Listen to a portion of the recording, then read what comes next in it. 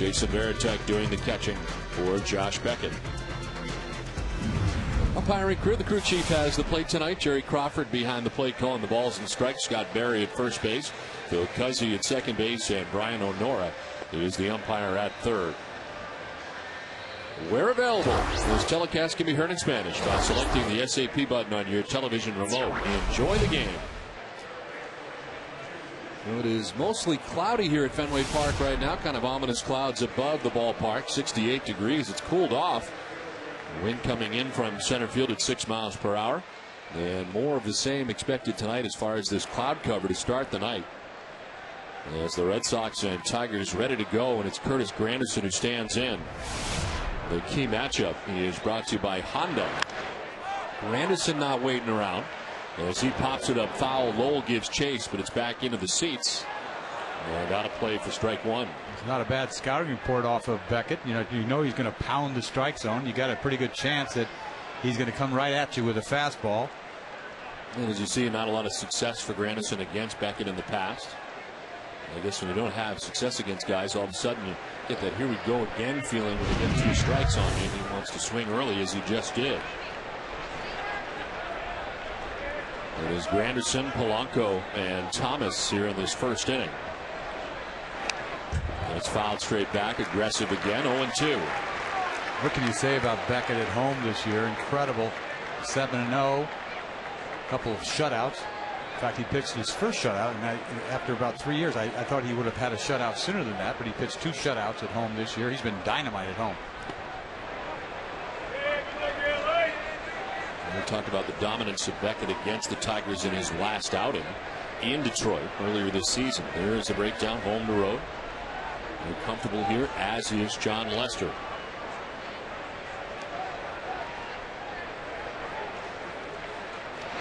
One-two and a swing and a miss. Nice start to the night for Beckett. He strikes out Granderson, 1 down. Well, he's going to be deadly tonight if he's got that curveball, because you always know he's pounding it with a fastball. But this is his punch-out pitch going straight down. It's as good as it gets.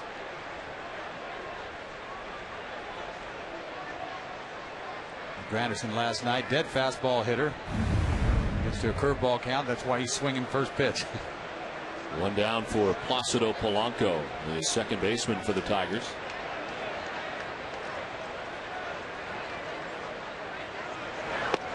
He takes strike one from Beckett. The numbers for Polanco, very good defensively. He's made just 2 miscues on the year at second base. 7 homers, 53 runs batted in, and a .279 average. And strike 2, and Beckett quickly ahead 0-2. The first inning is always such a big inning for a power pitcher like Beckett. You see him painting right away. It looks like he's going to have a good night. He has thrown at least 6 innings in a career high 17 straight starts. Think about the guy who logs innings for the Red Sox on a consistent basis. And gives the bullpen a night off most nights or close to it. And he's been incredibly consistent in that regard. 7 innings last time out, giving up 4 hits against the Yankees. And of course, that game stayed scoreless until the 15th inning. And Alex Rodriguez had the 2-run home run off last night's winner, Shinichi Tozawa. Beckett, a little demonstrative last start. Yes. You saw him after that bases loaded out. He was fired up. And that's what he holds back all the time. I think this guy is tightly wound, but you'd never know it, man. He is cool as a cucumber out there. The fire is burning, though, when he gets to the dugout. Oh, yeah. If you watch him go into the dugout, whether he punched out the side or somebody got a hit that he didn't think could hit him, I mean, doesn't matter. He is so competitive.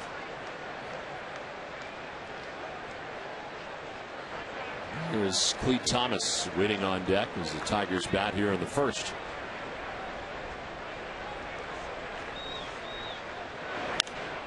Fly ball out towards right center field. Jacoby Ellsbury calling and catching out number 2 of the first inning.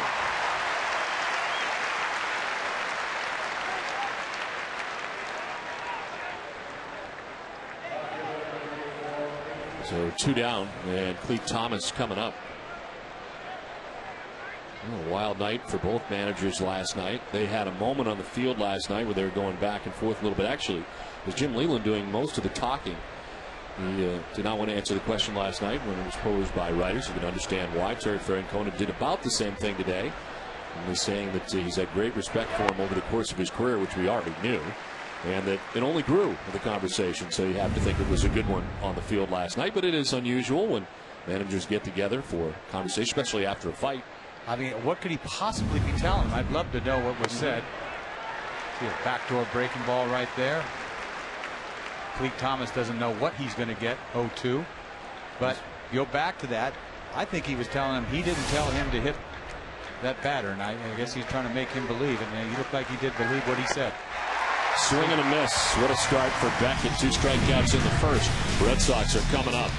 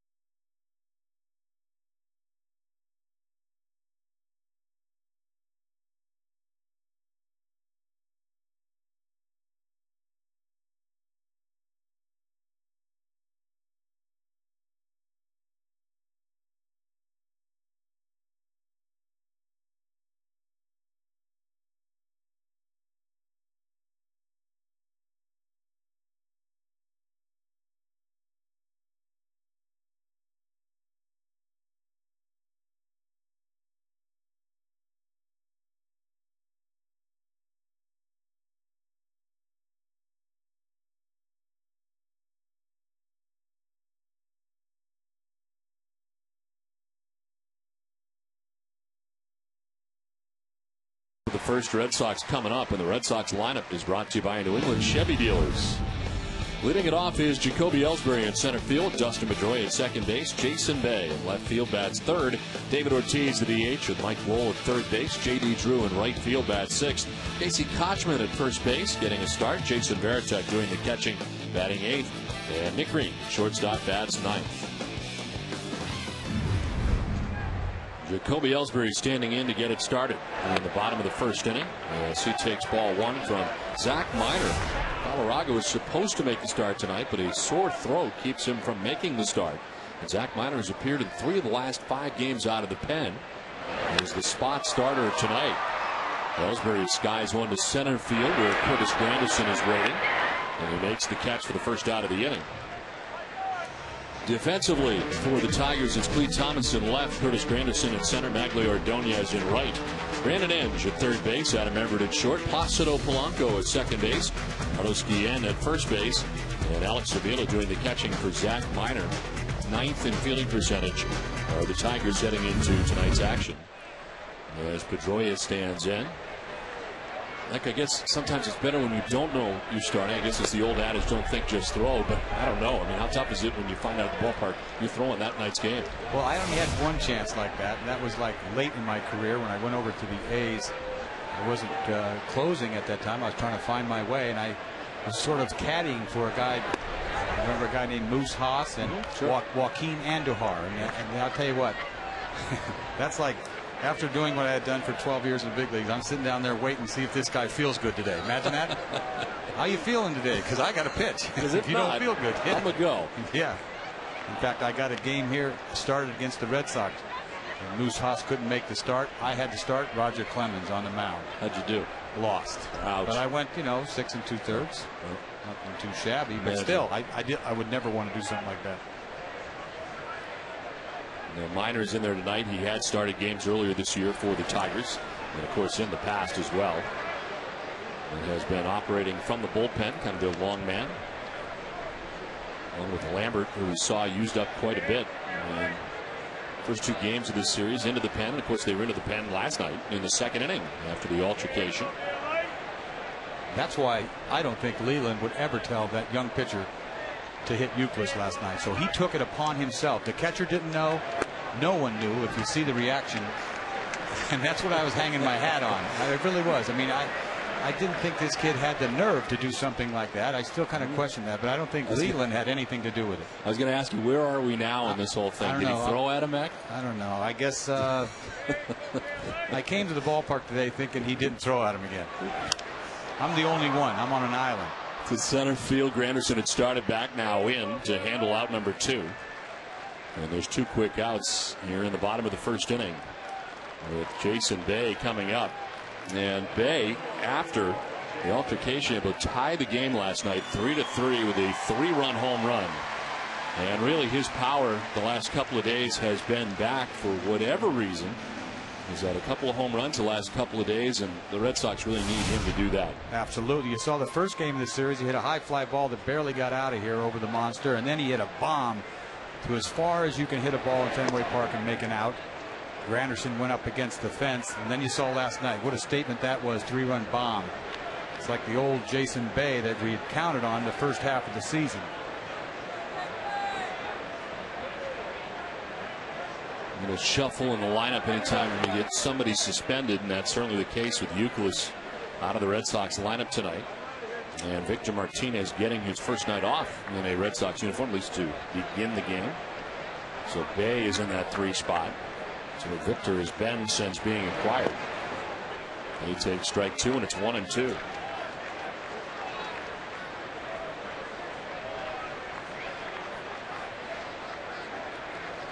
A little reshuffle for the Tigers. They have Verlander going tomorrow in the last game of the series against Buchholz, because Galarraga was unable to go tonight. Kind of mix things up a little bit.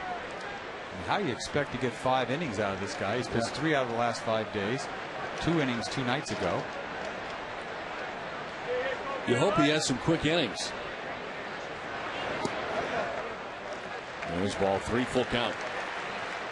I don't think of a guy like Minor being a starting pitcher for the Tigers, but last year he started 13 games, which was kind of surprising to me. Although they had a rough year last year. They couldn't find their way all year, whether it was swinging the bats or really the pitching staff wasn't all that good either. He's 27 years of age, came over from the Atlanta Braves, and he walks Jason Bay. Red Sox to the base runner with 2 down in the inning. And here comes Big Poppy batting in the cleanup spot with a runner on and 2 down.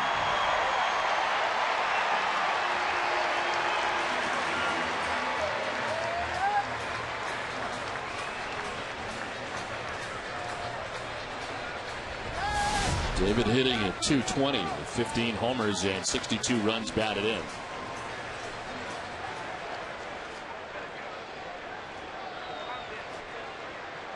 He was 1 for 4 in the game last night.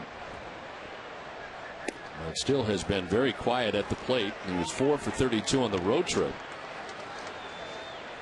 And on Monday snapped an 0 for 23 drought with runners in scoring position. Then the longest stretch of his career with men on base.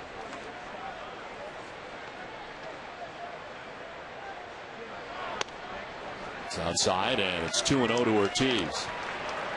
Minor last year finished the year at 8-5 with a 4.27 earned run average, 45 appearances, 13 starts mixed in. And he broke into the big leagues. He made 16 starts in 06 for the Tigers. That was the first year in the big leagues. And there's strike 1, 2, and 1. The Minor has featured time at AAA in every season so far of his career since getting up to the big leagues in 06.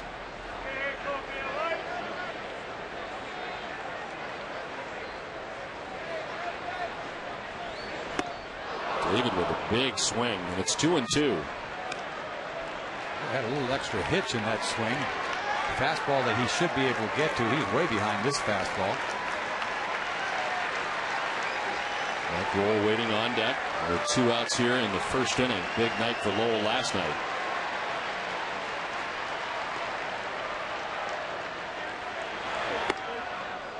Ball 3, and it's a full count.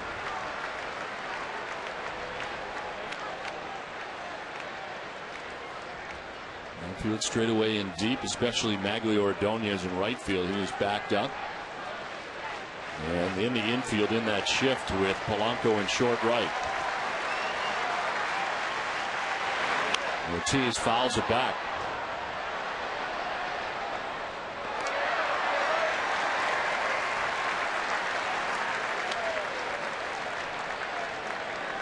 And David Ortiz right now 261 career home runs as a DH. He is trailing only Frank Thomas at 269 for the all-time lead in that category.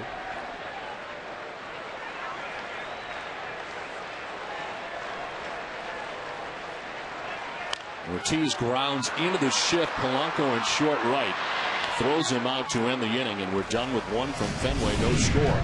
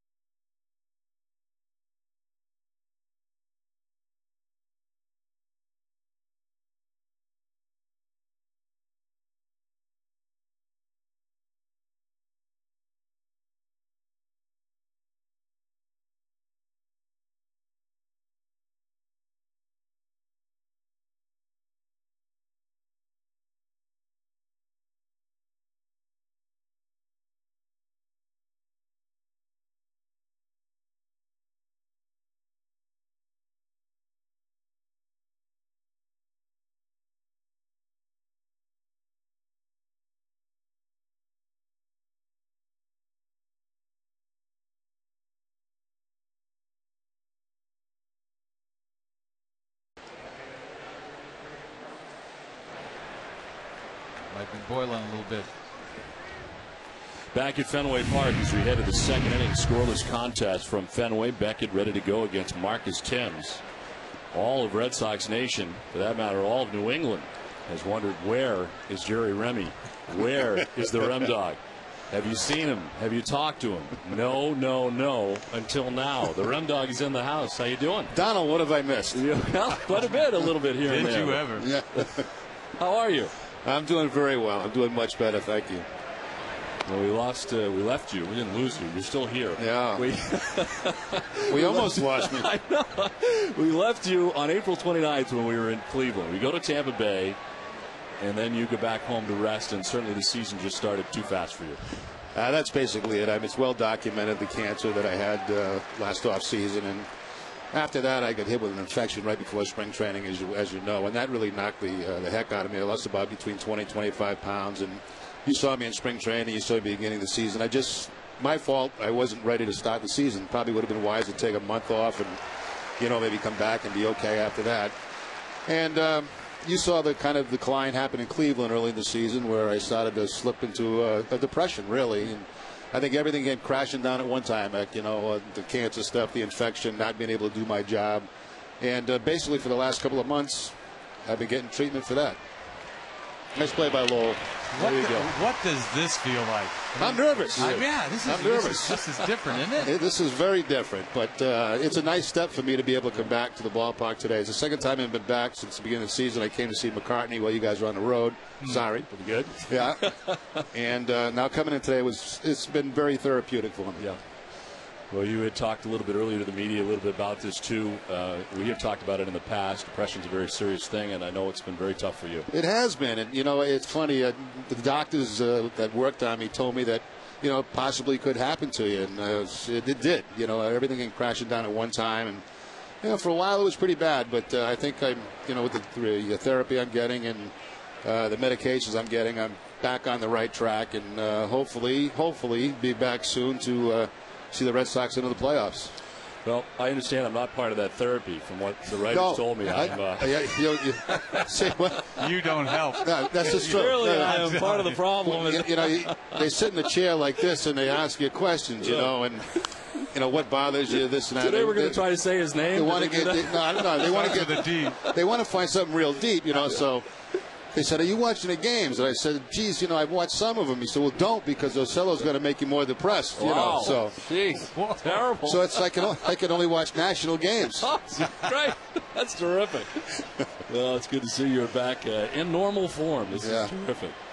But no, you're going to the gym now, I understand, and that's coming back. Your health's been fine. No, my health, I feel terrific, physically. I've been able to be to the gym for the last couple of months, and I've gained the weight back that I had lost, after the infection. So physically, I feel terrific, and this is, like I said, very therapeutic to get back to the ballpark. You don't realize how many people are fond of you. I'll tell you what. Everybody that comes to me, I've got to say, "Where's Jerry? How's Jerry? What's Jerry? Yeah. Hey, Jerry." It's like, I don't know. Leave me alone. I'm pretty quiet about it all. Yeah. But, fly ball out towards do your thing, Don. Center field. Ellsbury is over, and he makes the catch 2 down. I know it was very good. That kind of touched on it, but you have received so many cards and letters over the last. I was telling the media earlier that we got boxes and boxes of cards and letters, and emails, tweets, prayers. Things from kindergarten classes, and it's impossible for me to, individually sign these things and, say a thank you. So. Anybody that's watching tonight, thank you very much. It's been overwhelming, and it makes you feel like for the last 22 years you've been doing something right. And you just want to cry sometimes when you read some of these things and some of the stories you hear from other people. Yeah. They're trying to lift your spirits, and it's just amazing. And we've read every single one of them. My wife's actually read them to me. And we can't respond, but I respond by saying thank you very much to Red Sox Nation. Not only Red Sox Nation, I've even got some from Yankee fans. Is that right? Yeah. That tells you. Well, I know this is going to be so weird for you. I mean, this is weird. Just doing this is weird. I mean, you're here and, Jerry, big shoes to fill. It's really not. I mean, really, it's been difficult. I didn't realize how difficult this job was. Well, I've heard nothing but good things, Zach. So I know, but it's scary. Yeah. You got to be careful what you say, and you have a good way about it. Especially in the first game that you did. Yeah, that wasn't good at all. That'd have been a 3-week suspension. At least they got rid of Masterson. Get him out of here. Oh, that's not good. Well, that took care of the filter thing, though, because once he get traded, then it was all set. We didn't even. I always thought that stuff was all right on cable. No, apparently it's not. I thought I was gone the first night. We need you badly. Well, I apologize to you, my friend. I know it's been a tough year for you. You've had so many different people you've had to adjust to and work with, and I feel partially responsible for that. And but there's nothing you can do about it. I mean, you've got to get yourself well, and once I get well, I hope to get back here doing what I love to do most, and that's Red Sox baseball. I was going to ask you that. I mean, do you have any feeling yet as to when you? Well, I do have a date in mind, but I'm not going to say when because I've already missed 2 deadlines. I wanted to come back after the All-Star break. I was not ready. I'd hoped for this homestand. I was not ready. I do have a date in mind, and hopefully I can meet that date. Well, this has got to be very strange for you after so many years of doing this here, and of course as a player as well. This is Guy's playing a bad hop. Nice. Are you hanging around? What are you doing? What do you want? You throw me out? Make the call. Yeah, coming back. I'll hang. All right, we'll be back. It is scoreless from Fenway. The dog is in the house.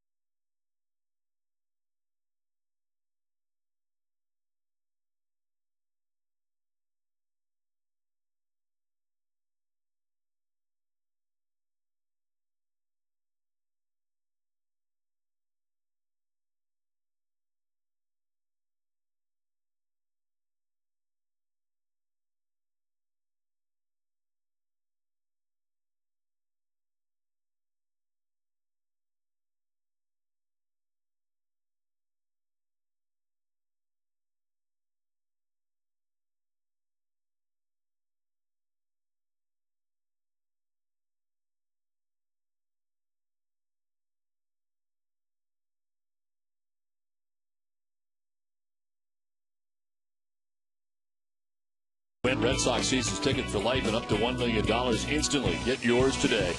For details, visit masslottery.com. We head to the last half of the second inning. Mike Lowell drives one to deep left. Good night last night, a good start to tonight. Two of them last night, his first tonight. Solo shot, 14th of the year. 1-0 Red Sox. I think he deserves to be in the lineup a little bit more. Last night, 2 bombs, another one tonight. This one didn't go over everything, but he got that swing working. Looks like Minor throws him a fastball, tries to get it down and away, but he goes out there and gets it. With that little uppercut flip job out of here. What happened in the days where right-handers were supposed to be high ball hitters? Ooh. That's a low fastball that he takes up into the monster seats. He hit a little breaking ball last night, down and in. He just flipped it out of here, out of everywhere, all the way out of here. There's another $500 donated to Red Sox Foundation for that home run, thanks to Hess and Hess Express, committed to helping the cause. Ground ball to second at Polanco, and there's one out. Quite a moment here in between innings. Jerry Quitz visiting with us, and the Fenway Park crowd noticing here on the big board as well. That was pretty neat. Yeah, that was pretty neat. Great fans. Great fans.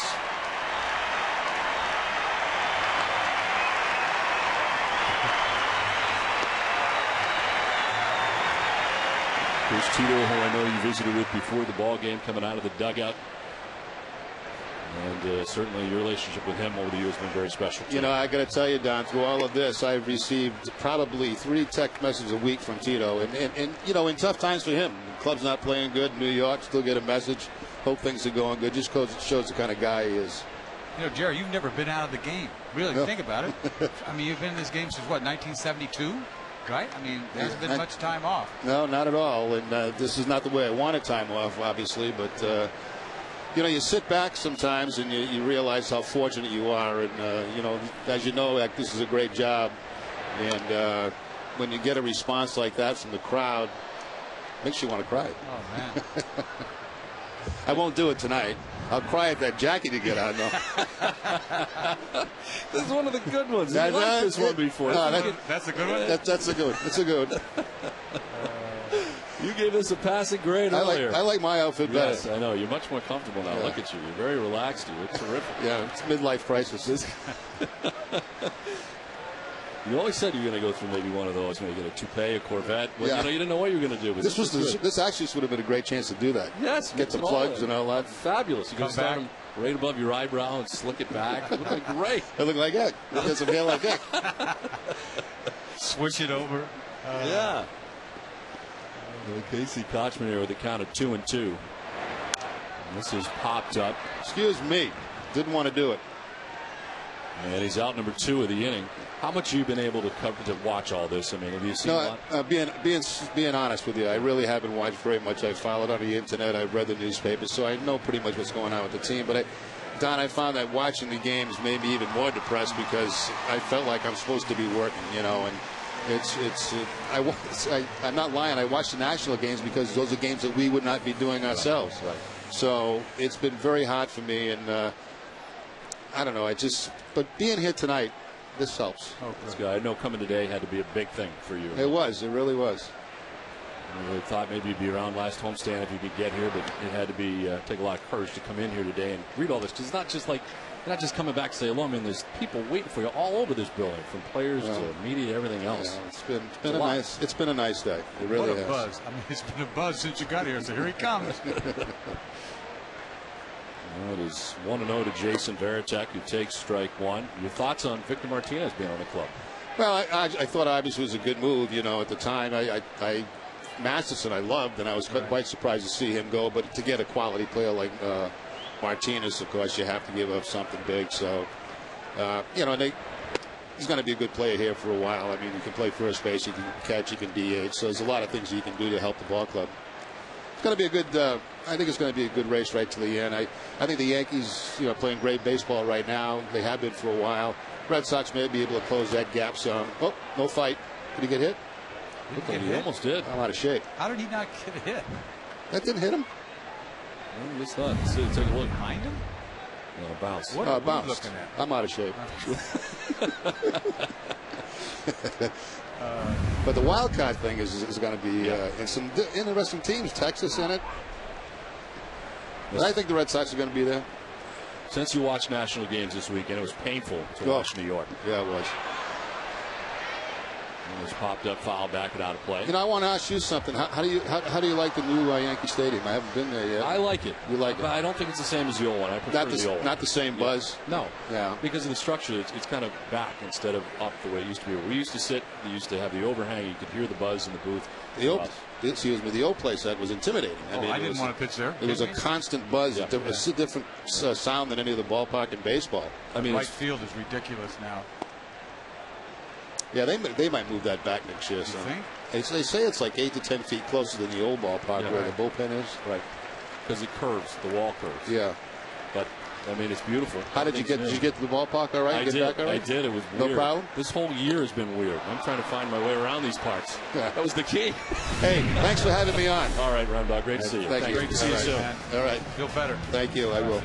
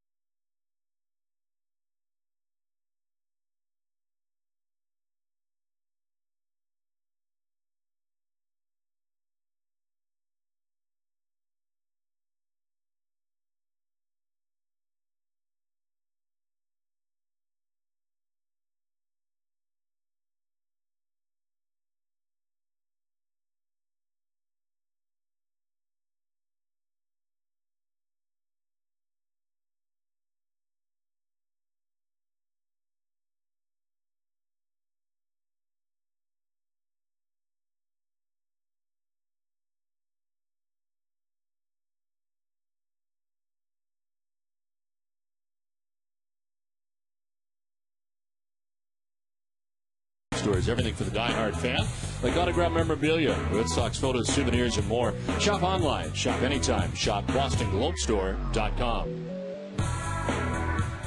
It's the third inning back here at Fenway Park. Red Sox on top 1-0. Great to see Jerry. I'll tell you, this has been a strange year. The night that we found out Jerry was not going to be, well, I knew for about a week before we were able to announce it. And because he had left us in Tampa and said it was probably going to be a while. And we didn't know when he was coming back, quite frankly. Didn't know if he was going to come back. So this was terrific tonight to have him here. We don't know when he's coming back, but certainly our thoughts are with him. But it was great to see him tonight, and I think a great surprise for all of us who didn't know if we'd see him this season. Can you imagine being a part of what just took place? I mean, you've been with Jerry for, what, 9 years now? Yeah. And here I am hanging out this 1 year with you for, half a season or what have you, and to see how the fans react to him, it's an incredible moment. We saw Garcia Parra come back this year. I feel very fortunate to have been here, been around this year. Jim Rice, all of that, and the appreciation level of these fans is incredible. And to stand here and watch Jerry take it on, he was emotional about it. And I bet you if he'd be crying on the way home. I mean, that's an incredible moment, and I'm glad I was a part of it. Some pretty cool stuff. As the Red Sox have a 1-0 advantage here in the third. Alex Avila, Brandon Inge, Adam Everett.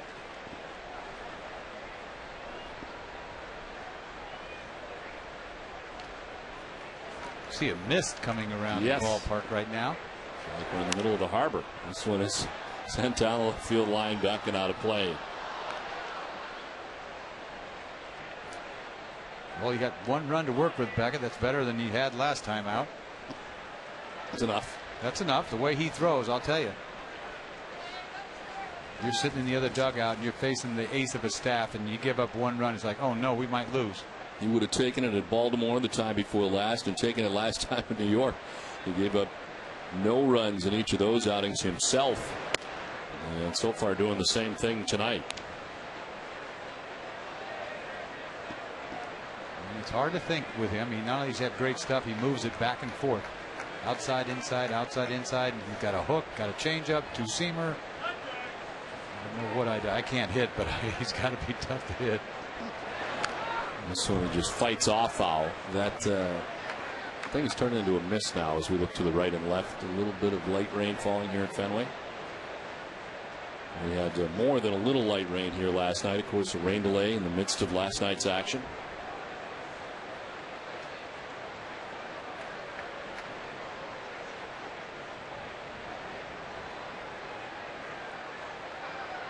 Shook off 4 times to get to this changeup. And it's ball 3, full count.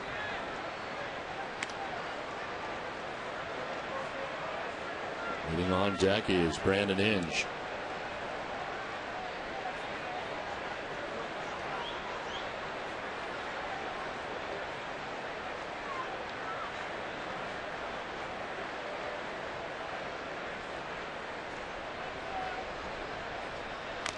This one fouled off. Gets a piece. Verichek couldn't hold on.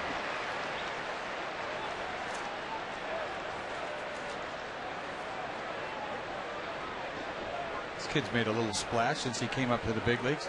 2 hits, 3 games in a row. I assume he's going to get more catching time for the Tigers this year going down the stretch. Gerald Laird caught the first game of the series, but it's been Avila for games 2 and 3. 3-2. There's a fly ball lifted down the left field line. This will make its way foul and out of play.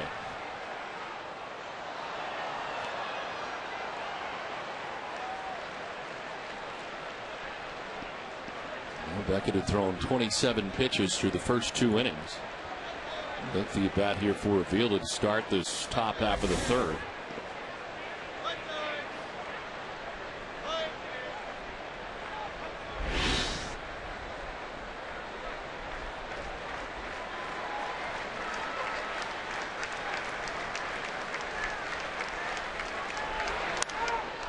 Fly ball down the left field line, looking up into the mist is Bay, and that ball ends up foul. Kicks out back onto the field, but the stands first, and Avila will be coming back.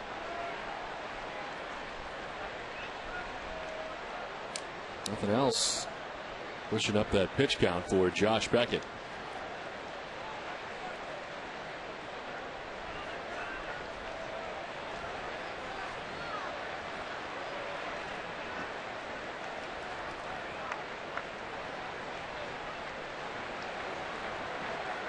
The 11th pitch of the at bat for Alex Avila. High drive to right. J.D. Drew going back. Has room and makes the catch. You can't hit it much further without going out of the ballpark. Nice at bat by Avila. Fouled off several pitches. League leaders are brought to you by Olympia Sports. Scoreless innings. Beckett's up to 16 1/3.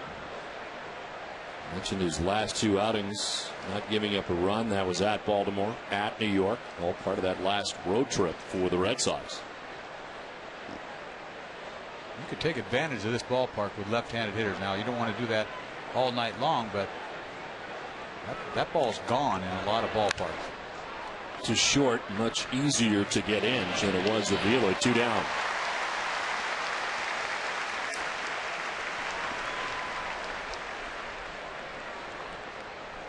So 2 outs here in the 3rd inning, 8 in a row retired by Beckett to get it started.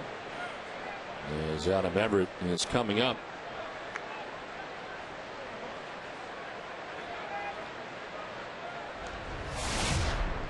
Everett at 240, 2 homers, 32 runs batted in. The longtime Houston Astro spent the bulk of his major league career after leaving the Red Sox farm system in a deal for another Everett, Carl Everett.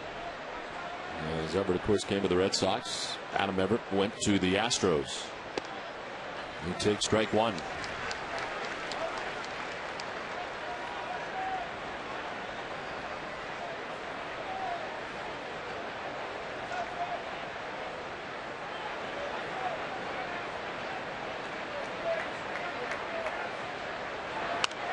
Slap foul off to the right, and Beckett's ahead 0-2. The Red Sox have not lost to the Detroit Tigers in 2009. They swept a 3-game series in Detroit, June 2nd through the 4th. And they have taken the first 2 games of this 4-gamer at Fenway Park.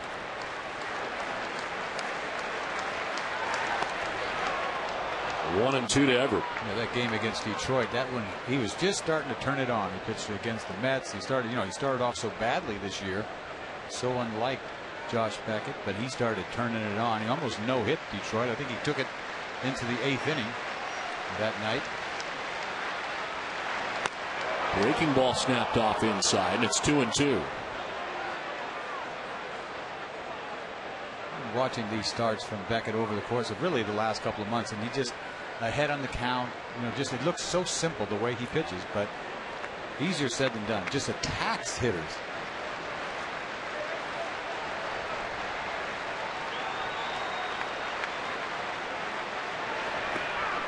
There's ball 3. They're checking to see if he went. No is the answer from Scott Berry.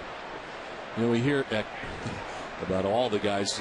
They say they're going to pound the strike zone. You're going to pound the strike zone. Well, you can pound the strike zone. You can get your lunch, right? As you would say. You don't pound the strike zone with salad. You know what I'm saying? You don't pound it with salad. You got to pound it with some gas and some air. And he's got it. He's got air, so easier for him. Yeah. Yes. Strike 3 call. 3rd strikeout for Beckett. He's got it going on. 1-0 Red Sox.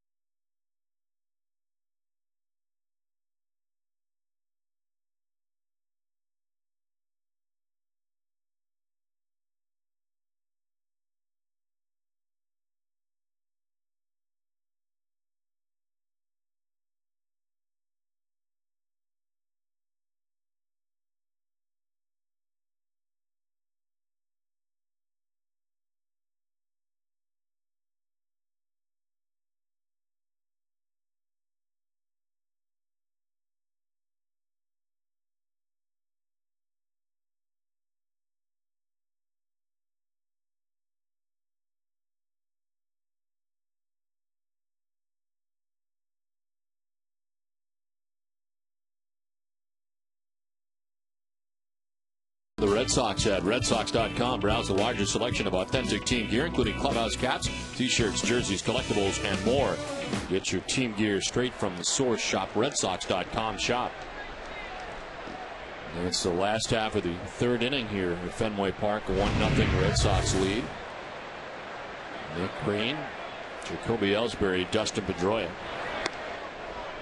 And Zach Minor's done a pretty good job here through the first 2 innings. He really has, and all I can think about, it's impressive. He must have a rubber arm. There's one guy on the team that always has it, can throw every day. It's incredible. It's God-given, I think, to have an arm like that that responds, recovers so quickly. Julian Tavares was kind of that way. Yes. For the Red Sox. He could start, relieve. Didn't seem to matter how much you used him. He was always out there and willing to pitch. Many years ago with Bob Stanley here in Boston. I got a chance to play with him for about 5-6 years. He could do anything. Throw 3 innings. Next thing you know, he started. I mean, you look back at the year in 1978. He was in the bullpen for 5 months, and then they put him in the rotation. I mean, how do you do that? You know, Stanley, you know, he saved, I don't know how many games one year, 30 or whatever it was, and threw like 150 innings.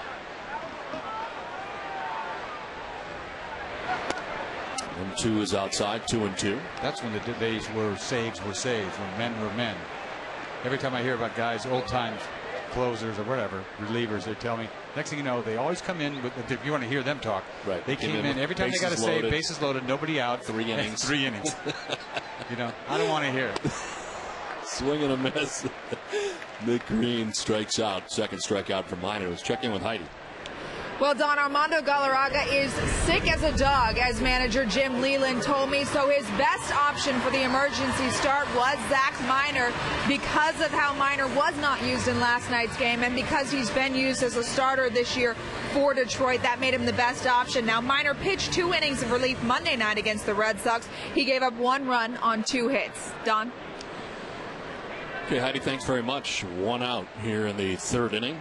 Jacoby Ellsbury getting a second look at Zach Minor. See what adjustments the Red Sox make here. Second time through. Ellsbury flied out to center field first time up.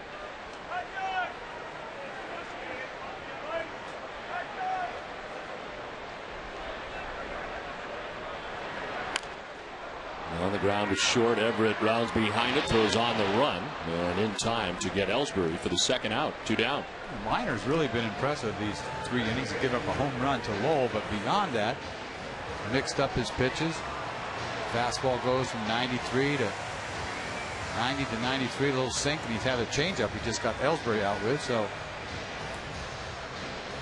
you think about how specialized the bullpen has become, and fewer teams are keeping that guy that you could use in a spot start, kind of a mop-up guy, because it takes up a space in what is now a very specialized part of baseball. Red Sox had Kyle Snyder kind of operating in that realm for a long time, and a couple of years anyway. And then, of course, Masterson could do that for you. But Terry Francona said, I'm not sure we really need that. Well, we're spoiled. You know, you got starters that go, you know, deep, 6th inning. A lot of them. Look at Penny. He's your 5th starter. He goes 6 innings a lot. Ordonez over to play it. Pedroia thinking too. A bobble out there for Ordonez, and Pedroia stands at second.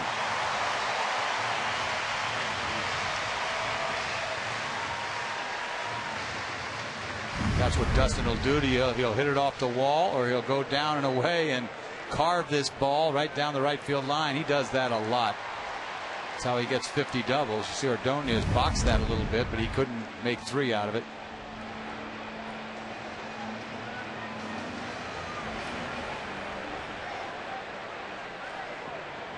So 2 down, Pedroia in scoring position. Jason Bay, the batter. He walked in the 1st inning.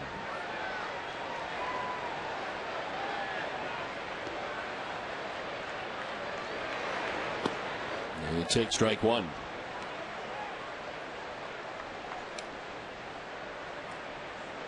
Red Sox with a home run from Mike Lowell to lead off the 2nd inning. That's kind of making a statement here the last day plus. I mean, he wants, as you said, in that lineup. Put me in, coach. I got 3 bombs here. And he's heading out as Alex Avila to talk to Minor. Well, Jason Bay is a guy who is hitting once again. Go to NESN.com/Heidi to watch Bay discuss his resurgence in the Red Sox offense with Heidi Watney. That's NESN.com/Heidi.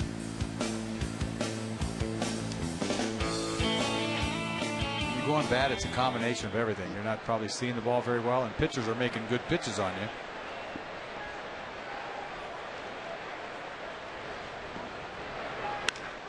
High drive to left for Bay. It's up, it's back, and it's gone. 2-run shot for Jason Bay. It's a 3-0 Red Sox lead. Jason Bay is back.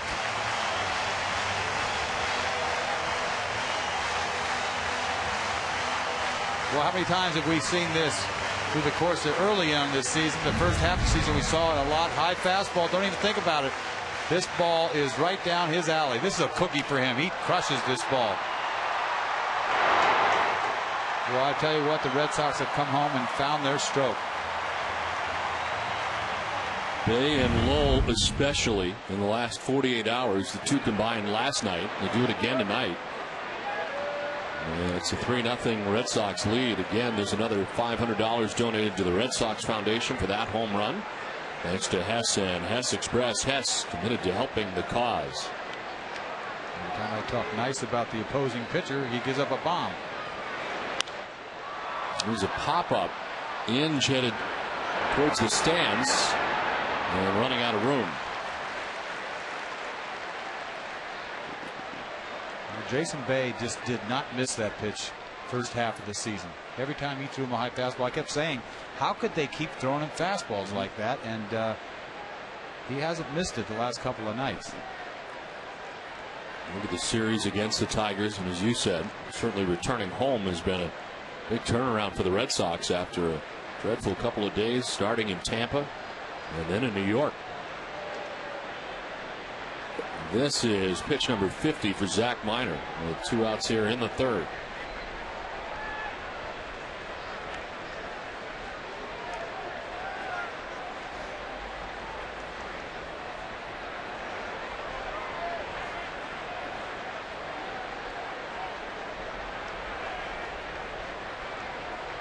He shook off basically everything he throws, so Avila will head out and try to figure out what he wants to throw. We've been through them all. How much he got? He's only got 3. I don't think he has 4. No. Maybe he might have 4 if you say he makes his fastball do something else. I don't know. Perhaps he wanted a variation of one of the 3. What do you got? Slide it back door. Strikes out Ortiz. A 2-run home run for Jason Day. A 3-0 Red Sox lead at the end of 3.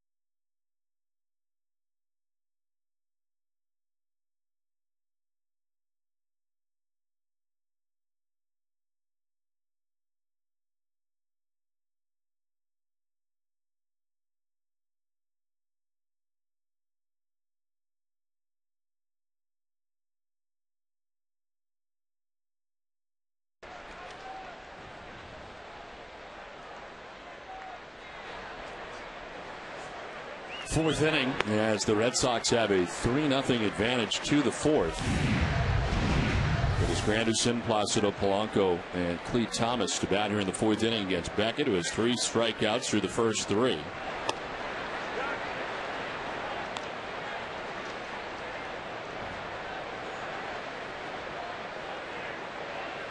Granderson, a strikeout victim, swinging in the first inning.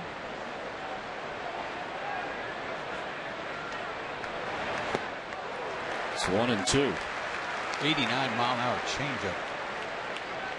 You know, we were talking about Granderson last night, the 20-20-20 stuff. Yeah. 20 home runs, 20 triples. He did do that in 2007.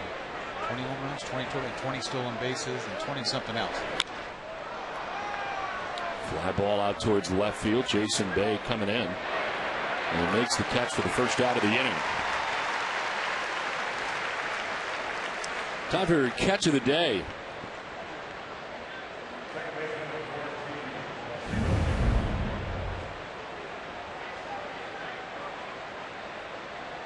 Grab up top in the sky boxes. That was the D'Angelo's Lobster Nation catch of the day. Find your best catch of the day at D'Angelo. Their famous lobster lineup is back loaded. 100% real lobster. Try the lobster roll, the big stuffed lobster, or the lobster sandwich. Come on, you deserve D'Angelo.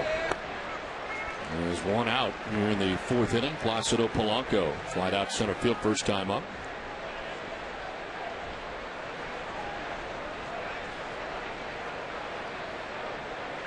We're talking about Beckett's changeup. There it is again. How does it work where there's not that much difference between his fastball and his changeup? He throws that changeup very hard. Well, I don't know. I think it's almost like he just sort of puts it back farther in his palm of his hand. You know, when you're trying to throw a hard fastball, you hold the grip real light and easy. This one you kind of hold on and squeeze it a little bit. And sometimes maybe he doesn't squeeze it hard enough, and that's why it's so fast. But I mean, it works. It's just but enough. I mean, that's what I'm saying. Is it just enough? Yeah, just enough, and it sinks a little bit at the end. It's like a hard sinker for me. That's as good as my sinker was. 89 going down, but he's throwing off of 95, so 89's a little. It's enough, but it dips a little bit. Yeah, and the action of it. What was that? It missed, and it's 1-2. Because he doesn't throw the 3-finger circle grip or whatever, because that would go real slow.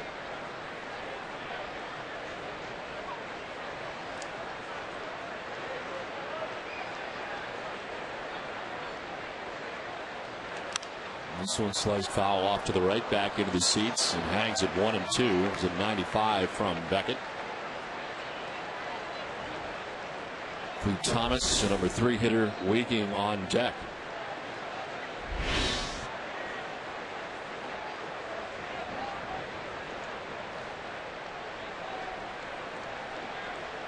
Just a damp night at Fenway right now. Mist falling. There's a line drive down the right field line, foul.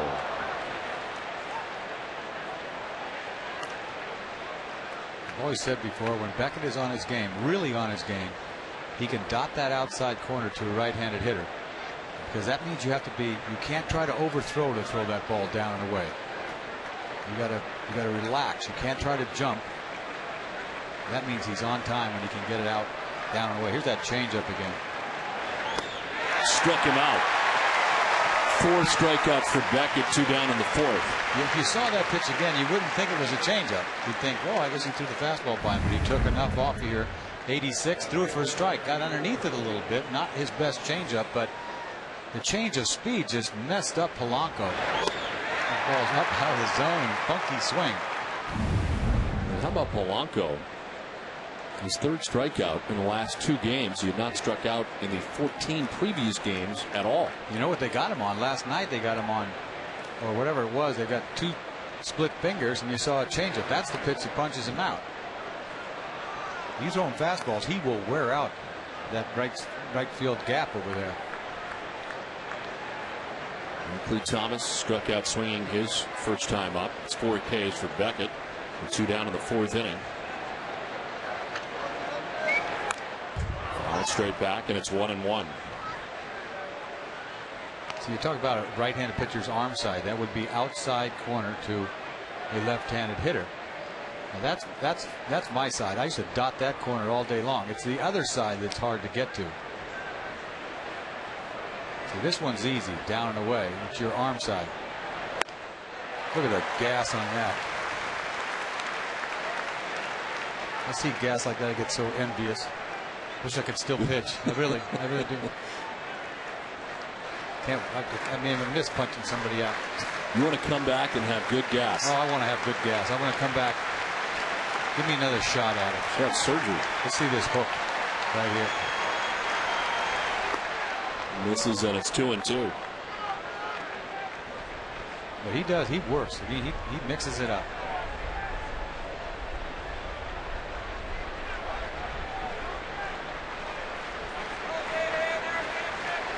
Pitch 60 for Josh Beckett. 2 outs in the 4th. Two-seamer dotted. Just missed. Full count. The thing didn't come back. He threw it too hard. It's trying to throw that little two-seamer, and he threw a wiggle sign on him. He just freezes left-handed hitters when he makes that pitch. That's a tough side to throw a strike to.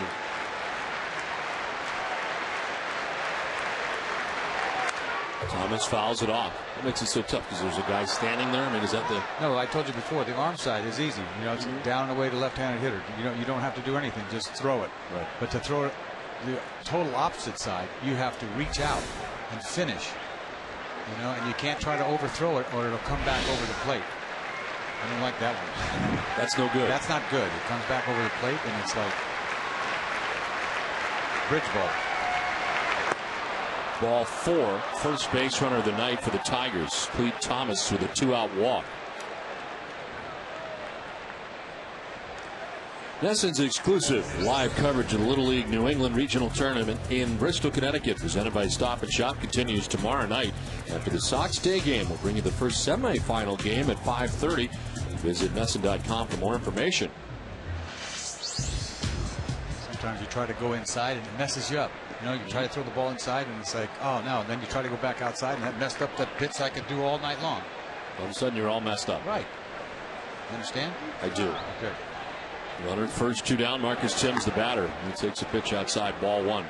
There's some stuff I don't get that you say, but I did get that. Right. You know, there's one side of the plate that you can just wear out. That's easy. But there's always a side of the plate that's hard for you. Or pitching would be easy if you could just dot either side of the plate. But you got to go there to mix it up. Right. You have to go there.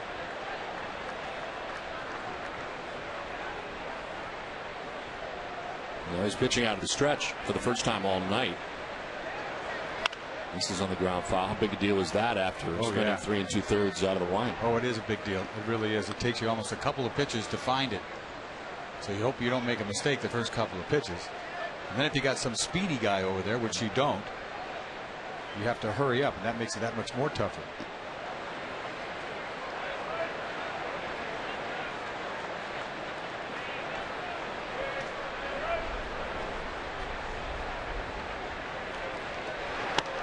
It's outside, and it's 2-1.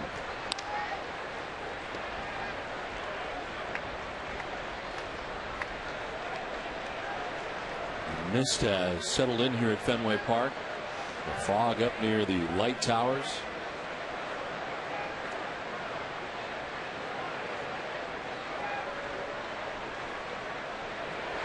Swing and a miss, and it's 2-2. So far, the Tigers hitters have been in a fog against Josh Beckett. 3 2/3 innings.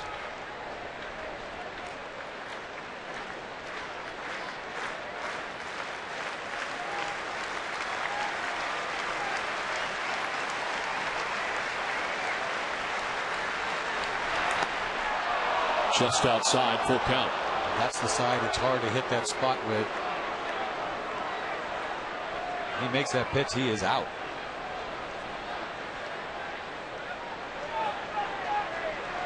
Let's see if he tries to do it again.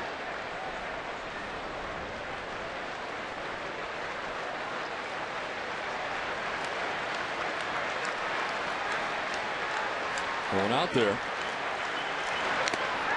Foul tipped off of Veritek. Tim stays alive.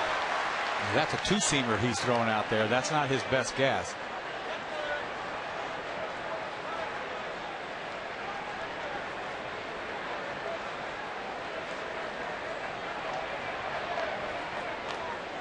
And we got Granderson to fly out to the left. Polanco to strike out. He walked Clete Thomas, first base runner for the Tigers. And now a 3-2 pitch to Timms. Thomas will be off again. He's going to throw a curveball. See if he changed his mind.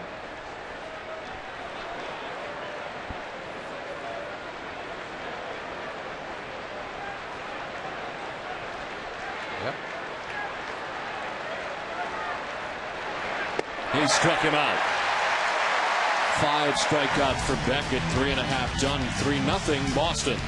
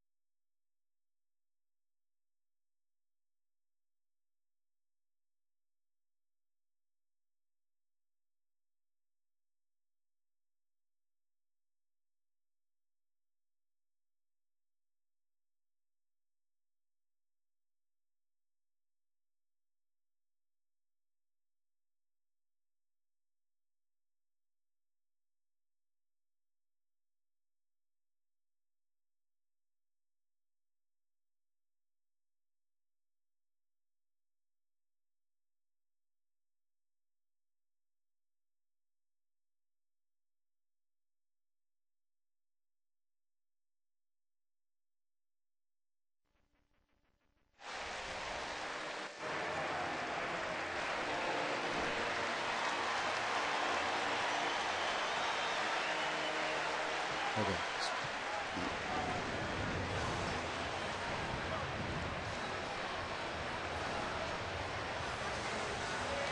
3-0. The Red Sox on top of the Tigers as we head to the home half of the fourth inning. The Amica Pit Zone is brought to you by Amica Insurance. Get the right auto and home coverage at amicacoverage.com. And we're going to see the 2 home run balls. The first one to Lowell. We'll be right back with that. You see the first pitch, the first home run, fastball out over. He goes down and flips this ball out, and this fastball to Jason Bay is right there. He loses it. This one gets away, and it's 2-0.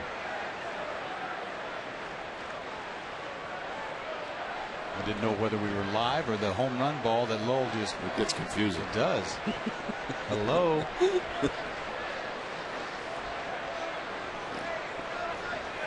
Thought he went Bridge again.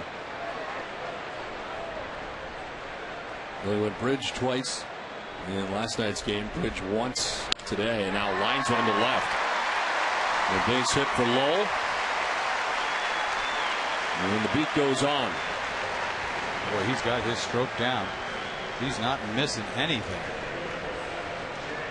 Pretty good series. See, he gets a fastball 2-0 up. High sinker, line drive over the shortstop's head. Just a beautiful stroke.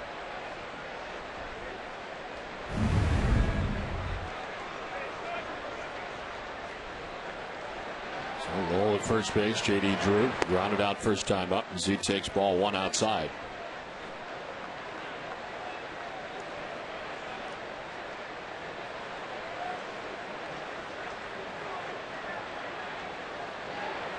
Miner up to 54 pitches in this spot start. Working in the fourth inning.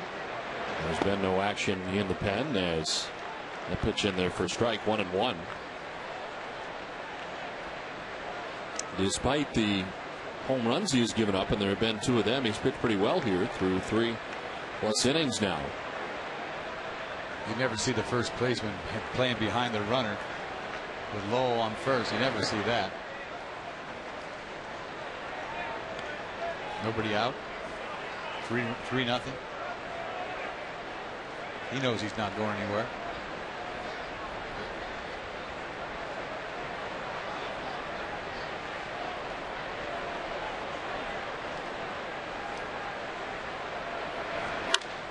Line to center and a base hit for Drew.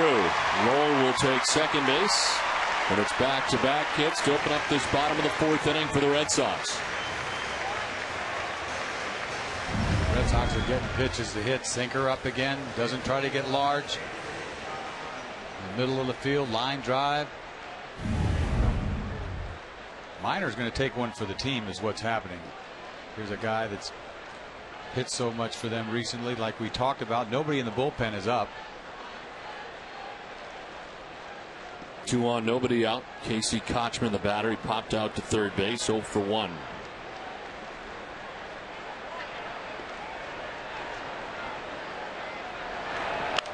This is hooked down the right field line, foul. You know, you don't get to see a team very much. They come in, we've only seen them for 3 days, but you look at this series and you say, boy, the Tigers right now are not going good. Not just because of this series against the Red Sox so far, but you look at this, they're coming into the series at a 3-game lead against the White Sox. Right now you're looking at them going, I was looking at them like that 2 months ago. Remember when we did the game? And yes, in Detroit. In Detroit. We swept them. I said, this Detroit's not going that good, are they? And here they are atop the division right now. They have a 2-game lead against the White Sox.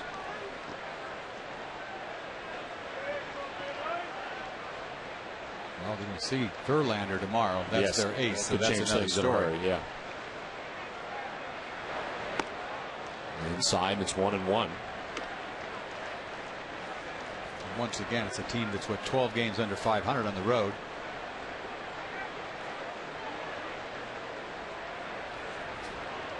Galarraga, who was supposed to pitch tonight, but of course the sore throat, unable to go. 6-10 with a 5.23 earned run average. Here's a high drive to right, down the line towards the pole, and it is a foul ball. And there have been so many hittable pitches over the course of the last couple of innings. intensity. This fastball, I thought when he swung here, I thought this ball was gone, but he just couldn't keep it fair.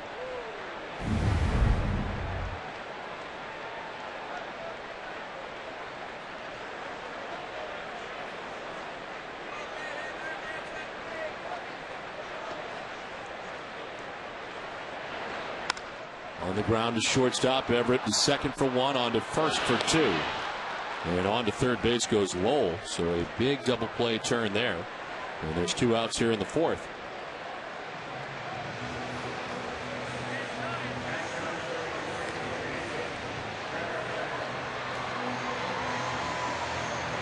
If you're Minor, you're looking for outs, and he just got 2.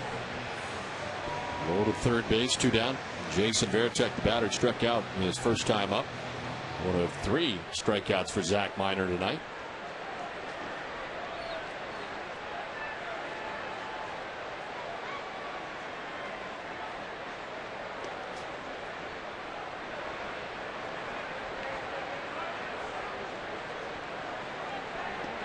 Look at the scoreboard. A final 11 today. The Yankees are victorious again. So Red Sox are 6 games back in New York to begin the night. Angels winning in day baseball over the Rays. Tampa starts to fade a little bit, huh? Yes. Josh Hamilton with a 2-run double in that game for the Rangers, who are on top 2-0. And Tampa has now lost with today 4 in a row. They went into L.A. and just got stomped.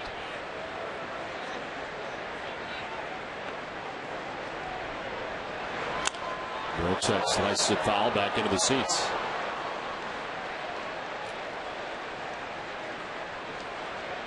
We're talking about Varitek catching, how much of he's going to catch here on out with Martinez, and then with Wakefield coming back, we were wondering who's going to catch Wakefield. I guess it's Martinez. It's not a pleasurable thing to do. I mean, it's not easy. I know Varitek doesn't like to do it, or he would have done it long before. Gary Tuck working with Victor Martinez to get ready for that. And of course, Tim Wakefield throwing on Saturday for the Pawtucket Red Sox, who are headed on the road to take on the AAA Braves. And George Kottaras will start his rehab alongside Tim Wakefield, so that takes care of that. These 2 will go together. And the news coming out today that Shinichi Tozawa will make another start, of course, in Texas coming up this weekend.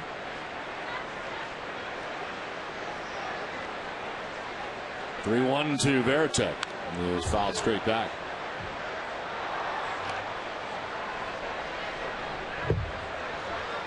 Speaking of this weekend in Texas, look forward to Frank Biola joining us this weekend in Texas. Frankie V. What number is this? This will be number 26. Number 26. You going to tell him he's number 26? Yes. Right away. Number 26. 3-2 is outside. Ball 4 down to first goes Jason Varitek. A 2-out walk. And the second walk given up by Zach Minor.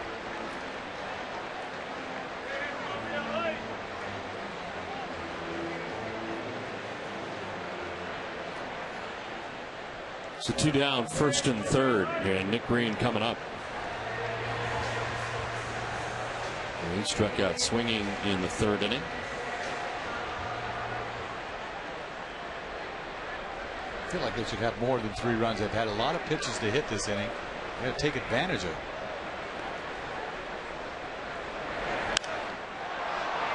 Fly ball to short right center field. Ordonez makes the catch, and Minor's out of the inning without surrendering any more runs. It's 3-0 Red Sox.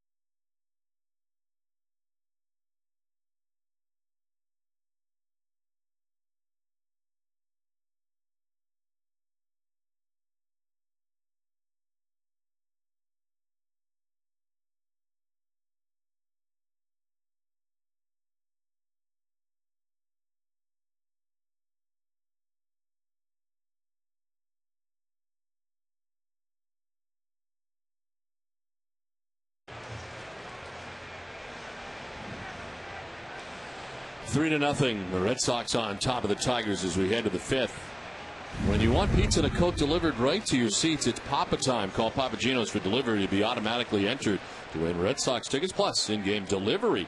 Visit NESN.com for details. 5th inning, and Carlos Guillen to lead it off for the Tigers. This is pitch number 70 of the night for Josh Beckett. It starts the 5th. And it's a high drive to deep right.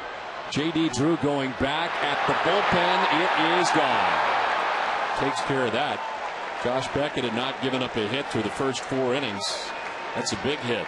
Carlos Guillen has gone deep, his 3rd home run of the year. And the Tigers are on the board. Well, you try to get ahead with a fastball like he's been doing all night. I thought he kept this ball down, but it's just a left-handed hitters like that ball down. Guillen especially. You're going to see this fastball down. He just lifts this ball way out of here. If you're going to break up your no-hitter, might as well be a bomb, I guess. Well, Maglio Ordonez takes strike 1. He grounded out first base in the 2nd.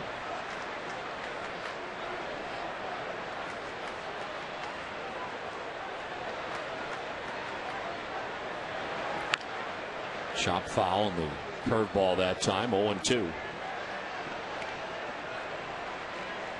Prior to this home run by Guillen, the only other base runner for the Tigers, a 2-out walk for Clete Thomas in the 4th inning.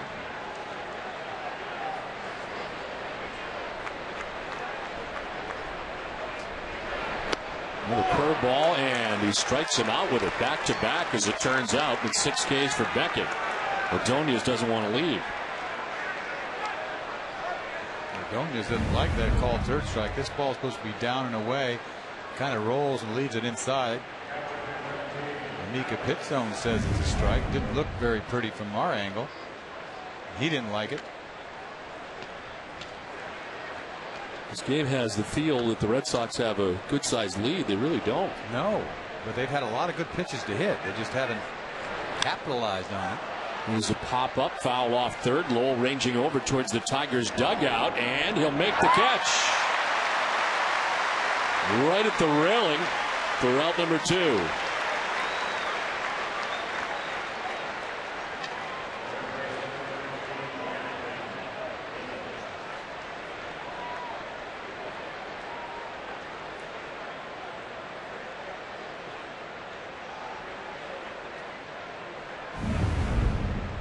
Beckett had to go a long way, but he gets over there and had time to kind of camp. I'll tell you what, he was going to dive into the dugout if it was any farther. There's 2 down. Brandon Inge rounded out shortstop first time up. Leadoff solo home run by Carlos Guillen. Into the Red Sox bullpen out in right center. There's strike 1.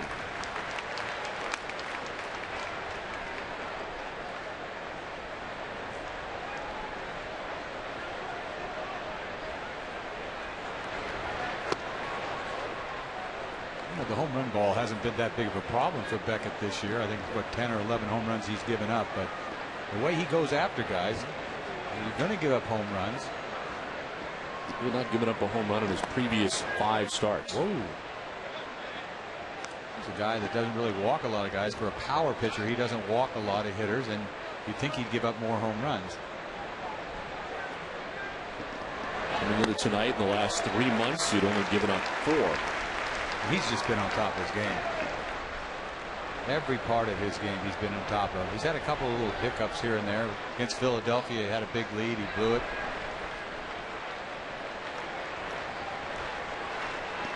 And against Baltimore, he didn't pitch well, but he came back and pitched 4 or 5 innings after he'd given up 5 runs. So he's been as good as anybody.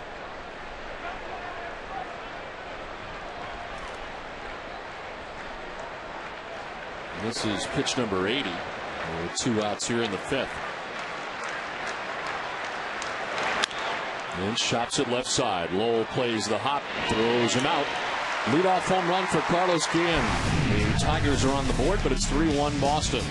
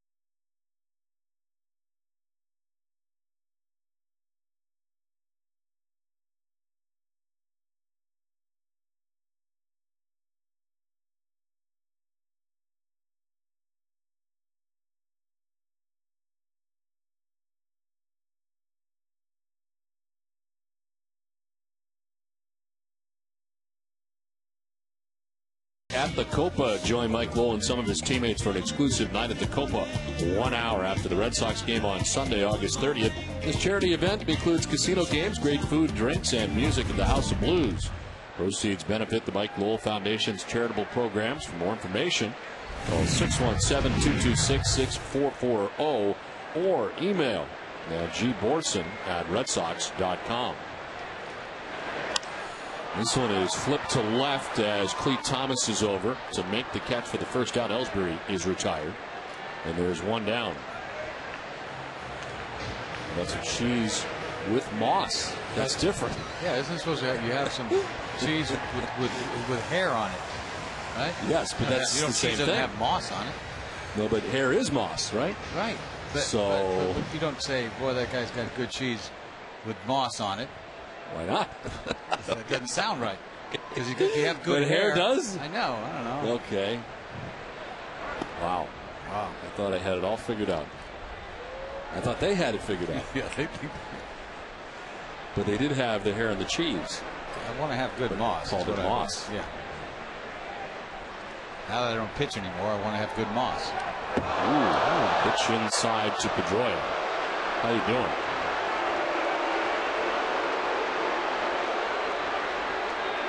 How he got out of the way of this.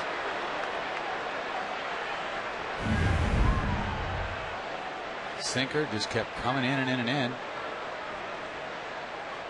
Maybe he didn't like the fact he went out there and got that ball and dunked it into right field last time up. Make you not want to go outside and hit that ball down and away. It's outside for ball 2, 2-1.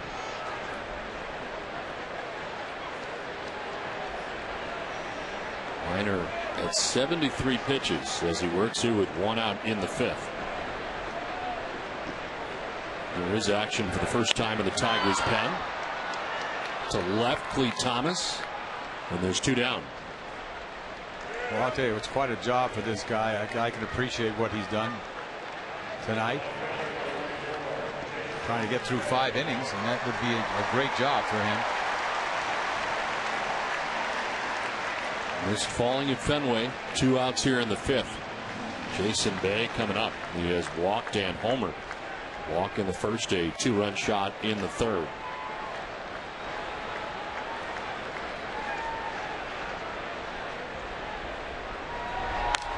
Line down the left field line, foul.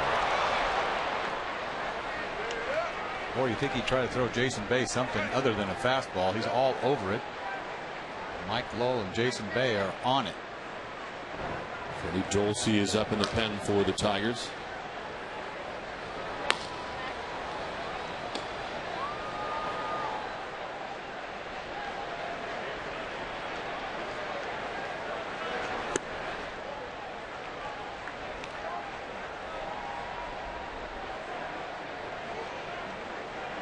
Bay right now in that home run mode. 24 now on the season. Oh, swing and a miss, 1-2. Probably going to get that pitch again, 1-2. With the Dixie, that high fastball. Forget about throwing him a fastball.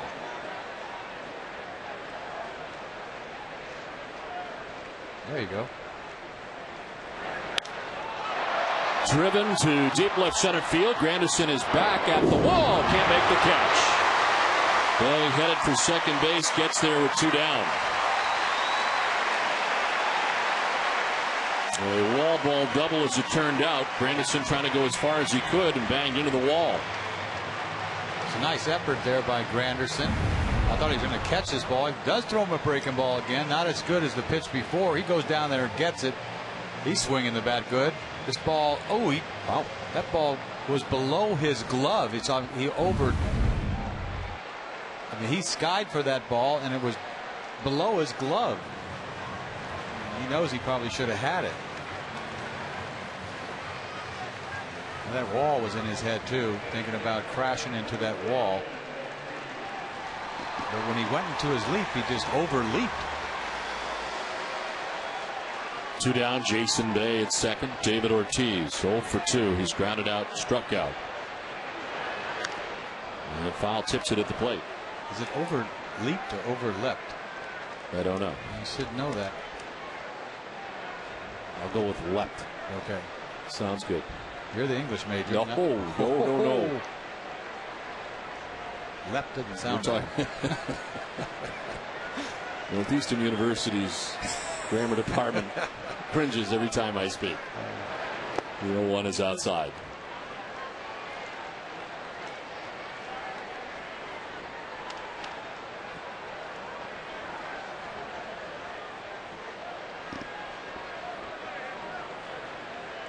Boy, that is a good sign for Jason Bay, and breaking ball, hitting that ball off the wall, close to the wall. Just some good swings.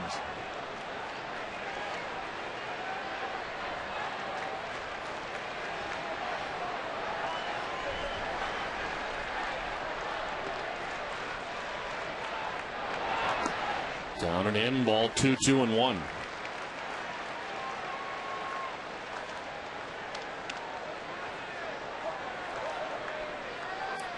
You know, Minor's out there just trying to get one more out. And he knows he's done.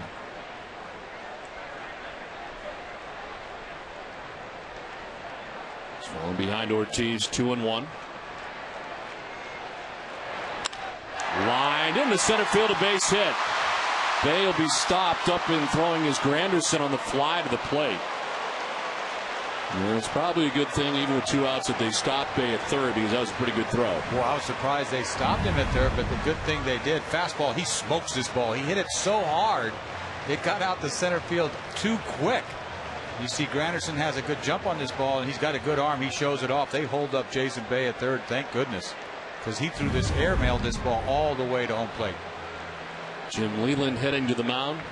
Has to be appreciative of Zach Minor's effort here, a spot start, and gets him into the 5th inning, but departs here with 2 outs. Freddie Dulce making his way in. The pitching change from Fenway Park with the Red Sox on top, 3-1.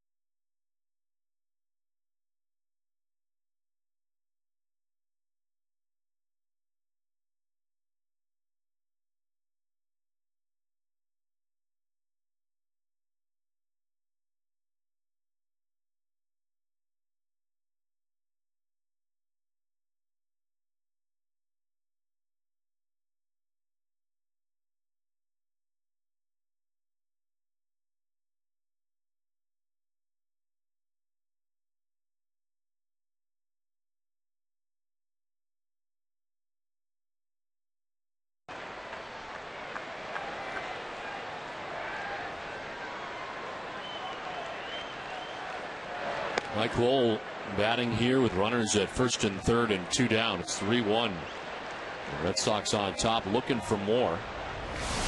Freddie Dulce, the new pitcher, is 6th appearance, a 1-0 record, 0.96 ERA, 9 1/3. Even more hits than he has innings so far. His 0-1 is in the dirt. Zach Minor done after 4 2/3, responsible for the 2 men on. Minor gave up 7 hits and so far 3 runs. Walked 2, struck out 3. Jason Bay is at third base. David Ortiz at first base, and 2 down.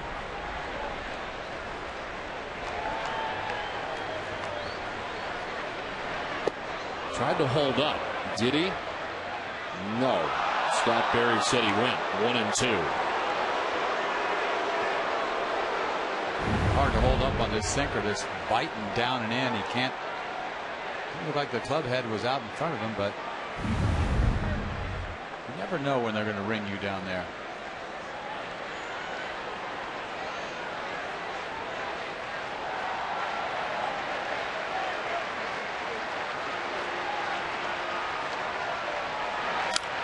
Popped up back of the mound. It'll fall. Throw to first. Dug out. No. Run scores. Wow. 4-1. Sox on top. It'll work. Wow. You know you're going good when you get a knock on that. This is a nice play by Polanco. You see a little flare over the pitcher's head in no man's land, but you're going to see Polanco barehanded, but he throws a one hopper to Guillen. Excuse me, and he just can't pick it. And that is a base hit for Mike Lowell and an RBI. He's going good. You got to get a smile out of that. So a 3-hit night now for Lowell, a 3-run lead now for the Red Sox. It's 4-1. First and second, 2 down. That run charged to Zach Minor, still responsible for Ortiz. As J.D. Drew takes ball 1. I remember this Dulce kid pitched last year. I think he was a rookie, and his first pitch he threw in the big leagues, Ramirez hit over the center field fence in Detroit. I don't know why I remember that, but it just sort of stands out last year. Little things just sort of creep into my head. Yes. Right? Yeah.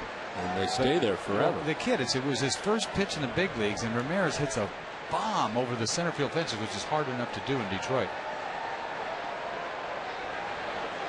He appeared at 42 games for the Tigers last year. His first major league appearance. Is that right? Yes. Don't forget things, unlike you. 2-0 pitches, ball 3-0. I was going to ask you. Do you remember? No. No, you don't. Never. Of course not. You don't remember. Was I there? Yes, and I wasn't. I was watching it on TV. Are you sure I was there? I don't know. You sounded like you were there.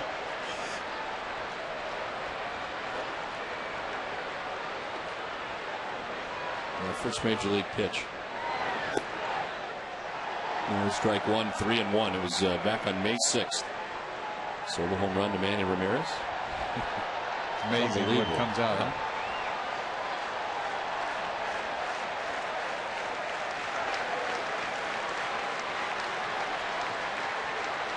Ortiz at second, Lowell at first, 2 down.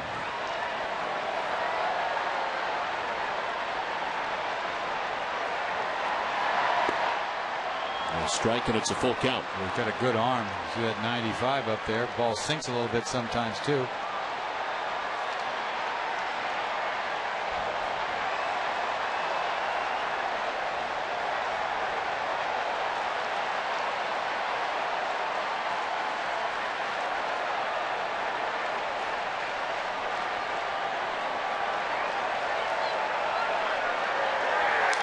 This one fouled off, and we'll do it again.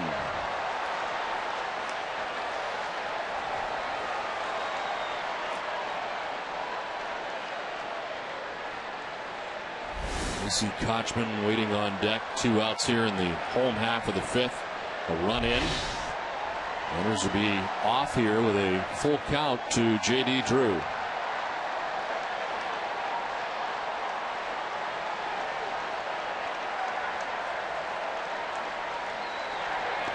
Ball 4, he walks him to load the bases.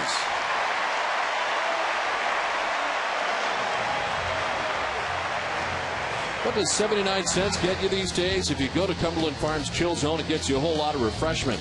All summer long, mix up any drink you can think of, frozen or fountain, for just 79 cents any size. That's the Chill Zone at Cumberland Farms. Well, Dulce comes in, gives up the infield hit. And the inherited runner scored. He then walks J.D. Drew to load the bases. They're filled with Red Sox with 2 down in the inning. And here is Casey Kochman, who is 0 for 2. That's a start at first base, popped out, grounded into a double play.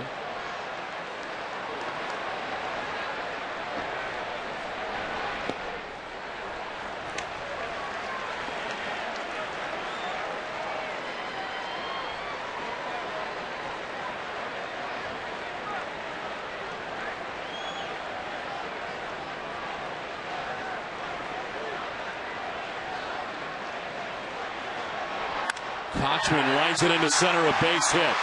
From third comes Ortiz. Red Sox lead it 5-1.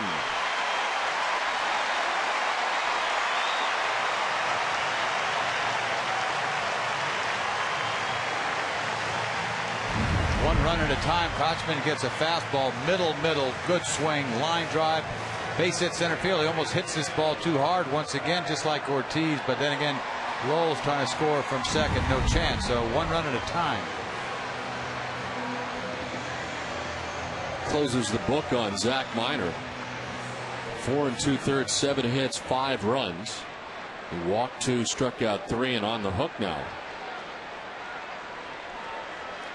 It's been a 17-minute wait so far for Beckett as the Red Sox add to his lead. There's strike 1 to Varitek. He didn't like it.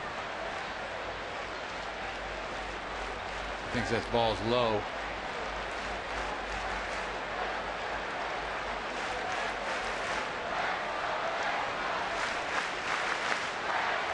Varitek, the 8th member of the Red Sox to bat here in the 5th.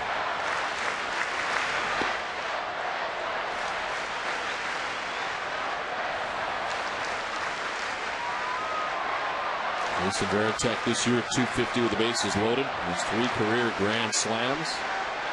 Lowell at third, Drew at second, Kochman at first.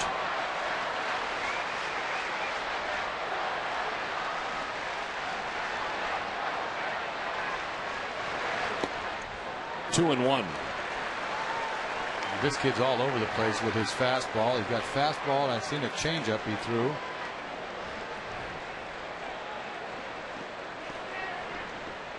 Not quite sure when he's going to throw a strike. You got to be looking fastball here.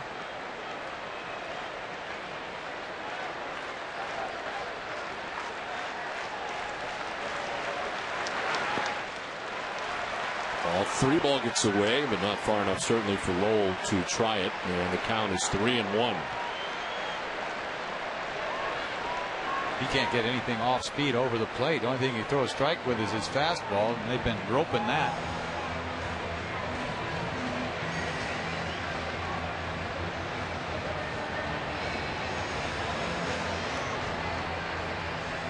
So a good spot here for Jason Varitek. Bases loaded, 2 down. And ahead in the count, 3-1.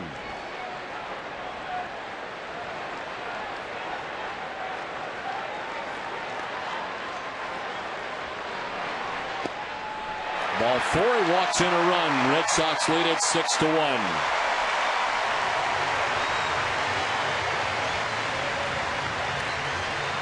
Second walk for Varitek, who picks up the RBI. Tell you what, 3-1. Fastball down, not even close. It says it's strike, but I think it's low.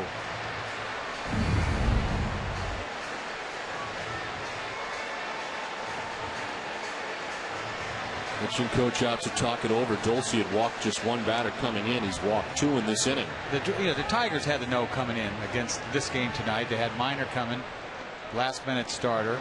You got Beckett pitching against you. You know, you're thinking that this is a giveaway. I mean, what's the chances of beating Beckett? And you got a guy that you don't even know how many innings you're going to get out of. You got a day game tomorrow. It's like, that's hard to swallow, isn't it? You lose the first 2 games of the series and you come in here saying, what chance do we have? It's been a 21-minute wait for Beckett while the Red Sox have added to their total.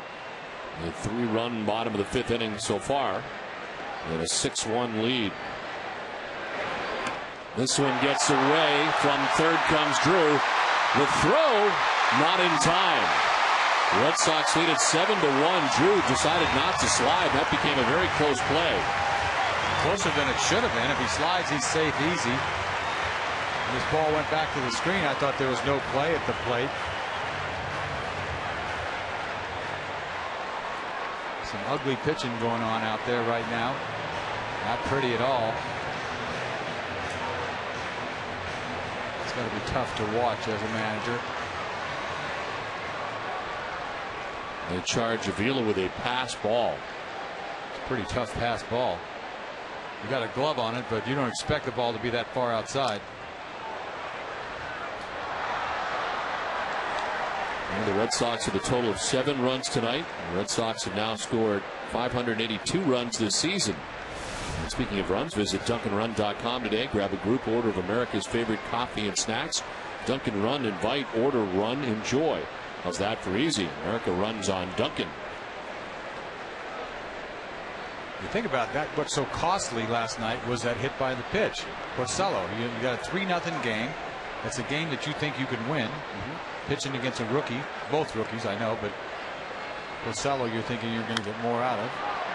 Left side in, John the run. Low throw, run scores, everybody's safe. 8-1 Red Sox on top. Things are falling apart. They have fallen apart for Detroit this inning, absolutely. Usually every ball that Inns gets his hands on, he makes a, not worried about the throw that he's going to make, but this is a little weak ground ball, a little chopper. He gets to it easy, belt high, throws it away. But you know, the footwork over there by Guillen wasn't exactly a pretty thing. You'll see he goes, it's just not pretty. He doesn't look like a good defensive first baseman going after that. You got to pick that ball. They charge Guillen with the error. Yeah, that was ugly. His footing was just brutal. So it's 1st and 3rd now in what has been a 5-run inning.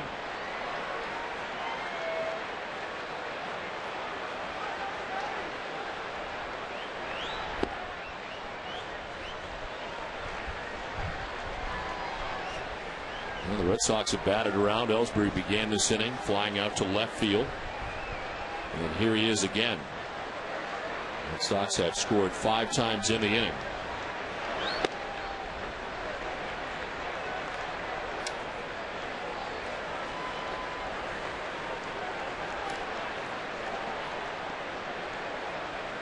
Belichick at 3rd, Nick Green at 1st. Well, 2 quick outs to begin this bottom of the 5th inning. Since then, none. As Minor got Ellsbury and Pedroia both to fly out to left field to start the inning. A double by Bay, a single by Ortiz, and that was it for Minor.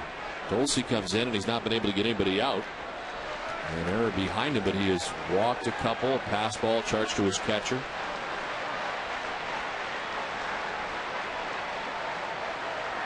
Now 1-2 to Ellsbury. Swing and a miss. He strikes out to end the inning. But the Red Sox score 5 times and take an 8-1 lead.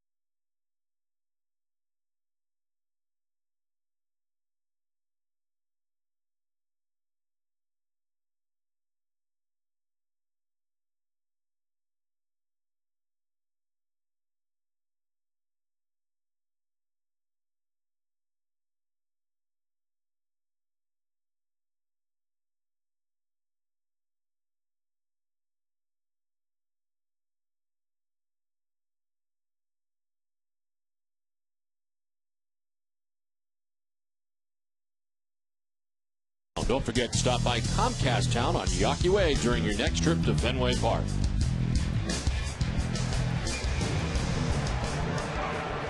Well, the Red Sox on top now 8-1 thanks to a 5-run bottom of the 5th inning. And things looking good now as Josh Beckett a long way. We'll see what kind of impact that has as he takes the hill here for the 6th inning. And I want to clear one thing up from last inning. They did give the error to Brandon Inge, the third baseman, not the first baseman, Carlos Guillen. It was all part of that 5-run fifth for the Red Sox, and it's Adam Everett who leads it off here in the top half of the 6th inning for the Tigers.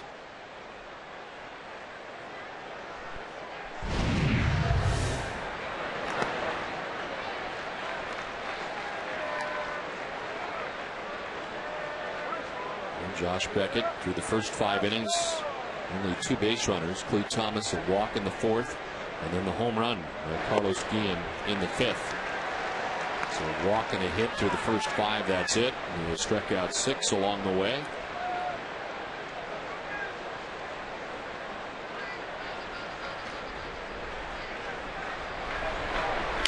Everett, broken bat, a little flare to short. Green. The quick throw and just in time. Nice play by Nick Green. Time for a game break in Catherine Tappan. Catherine?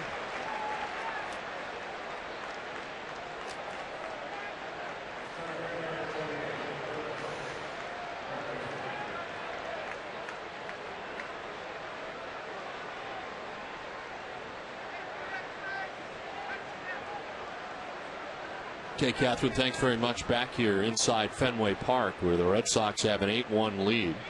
The Tigers are batting with 1 out in the top half of the 6th inning. And Curtis Granderson takes ball 1. Granderson has struck out swinging and flied out to left. He's 0 for 2.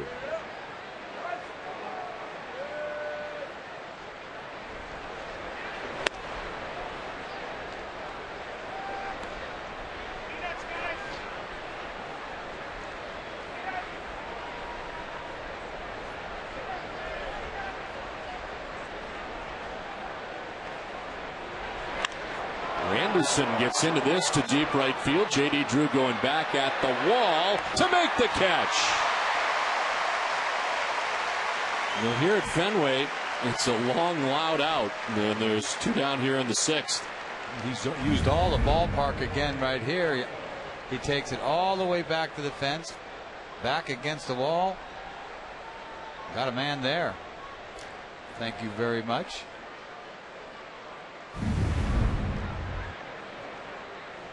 So 2 down. Placido Polanco coming up. And he grounds one towards third base. Lowell plays the hop, throws him out. It's a 1-2-3 6th inning.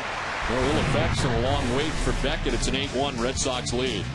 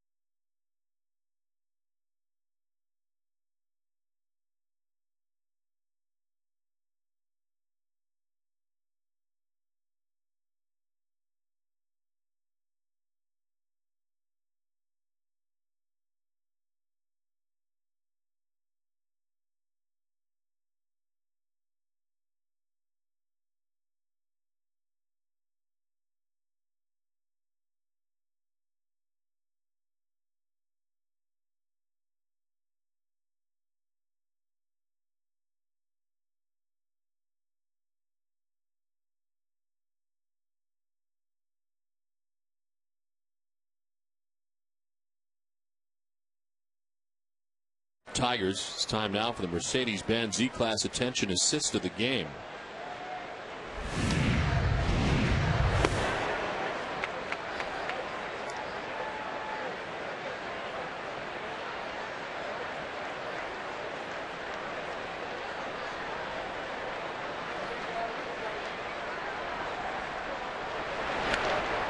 A swing and a miss, and it's 0-2 to Pedroia. New second baseman is Ramon Santiago. He takes over for Placido Polanco here in the bottom of the 6th inning.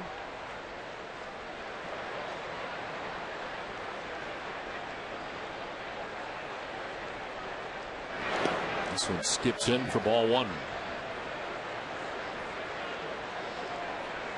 Freddie Dulce allowing 2 inherited runners to score when he came in the 5th, and then gave up 3 runs of his own.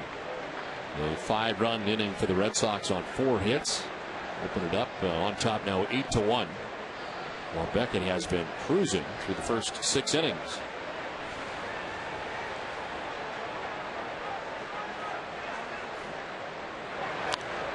Joe fights it off foul, still 1-2. Here's the assist as Nick Green quickly had to collect it and get rid of it at shortstop, and he just gets Adam Everett at first base.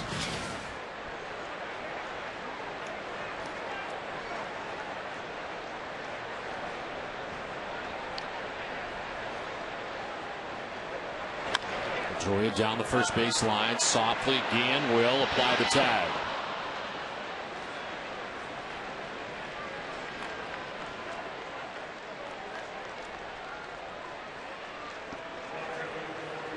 So Pedroia retired for the first out here in the bottom of the 6th inning. Jason Bay has had a nice night. A walk in the first. A home run in the 3rd. A 2-run shot. And then he doubled in the 5th.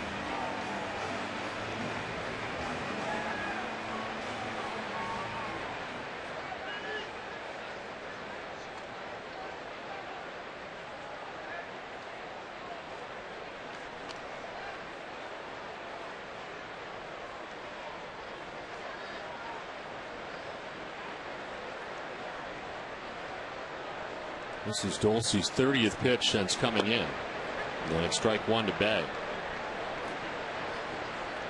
Zach Minor, the starter tonight for the Tigers, 4 2/3. He gives up 5 runs. And he's on the hook right now for Detroit. Here's a drive to left. Off the wall. The ricochet gets by Thomas to second, goes Bay with his 3rd hit of the night. His 2nd double. And he's at second with 1 away in the 6th inning.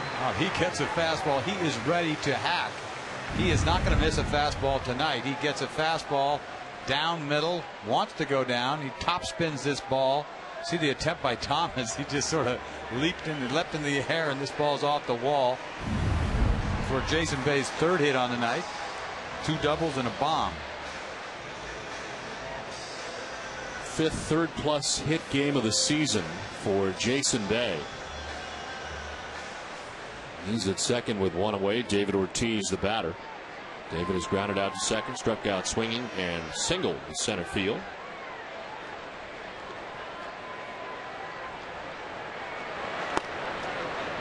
And we had 2 plays tonight where that wasn't a catchable ball by Thomas, but the way he went at it, it's like Fenway Park kind of messes him up a little bit. He's on a dead run. He goes, I don't know here. This wall's coming up, and you saw earlier Granderson jumped too early. Ball he probably should have caught.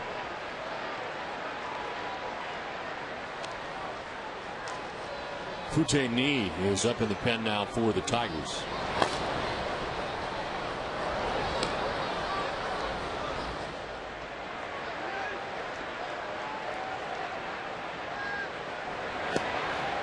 Down low for ball 2, 2-0. This kid's all over the place. He's hard to hit, hard to catch.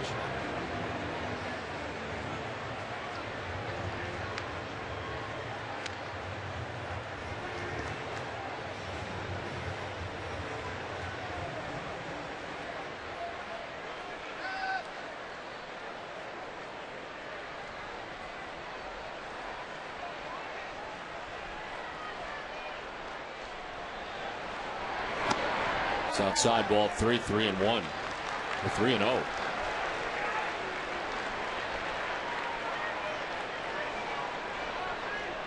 Jason Bay at second base, 1 out, last of the 6th.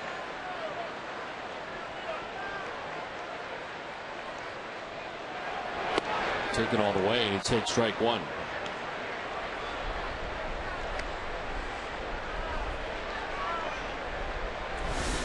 He's got a very erratic delivery, Dulce. Doesn't know where his fastball's going.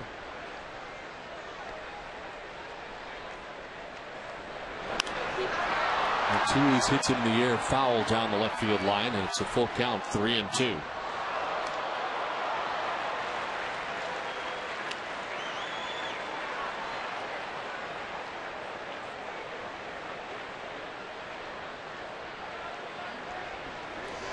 Red Sox are now out hitting the Tigers 10-1 as they bat here in the 6th inning with 1 out. Jason Bay at second base.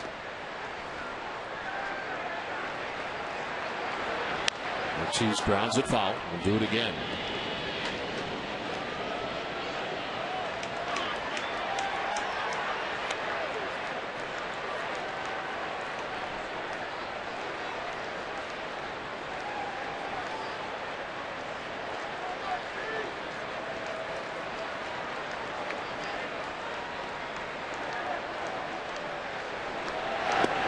Ball 4.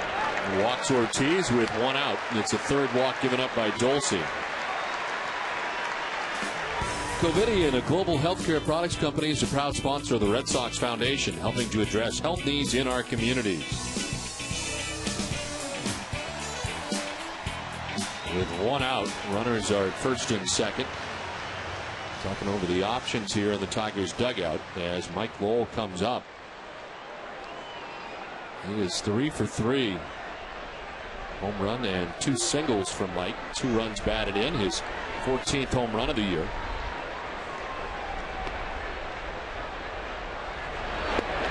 And he takes strike 1. He and Jason Bay are 6 for 6 tonight.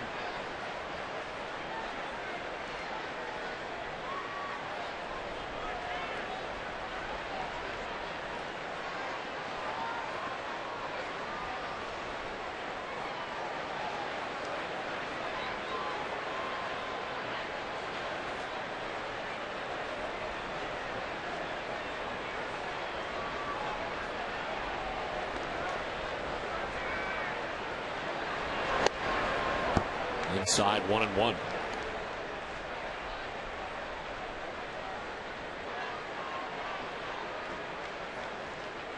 Great series for Lowell against the Tigers, including 3 home runs, 2 last night, and 1 tonight.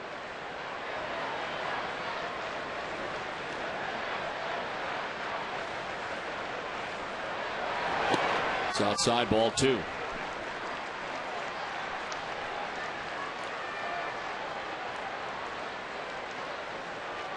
41 pitches now for Dulce since coming into the game. Tigers do have action in their pen.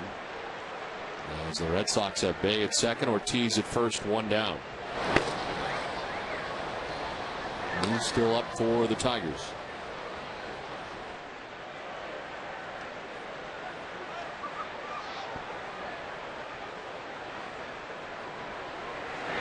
Oh, the swing and a miss, and it's 2-2. Just when you think he has to throw a strike, he doesn't. Throws a breaking ball in the dirt. Almost think he's going to get a pitch to hit. No, he doesn't.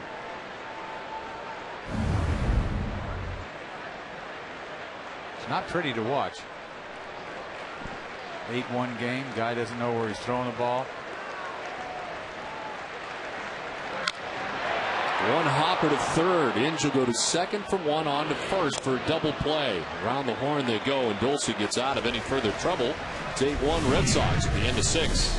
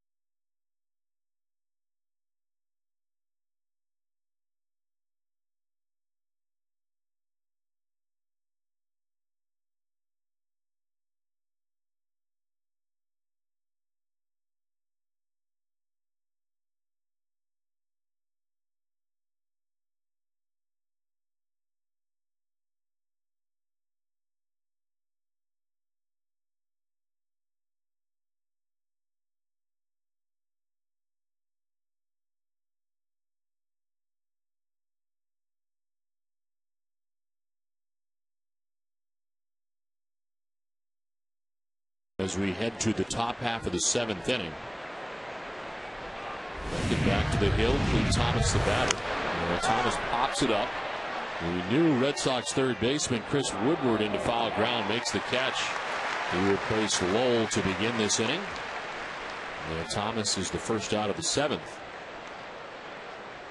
It's time now for the Coors Light Freeze Cam. And a double by Jason Bay.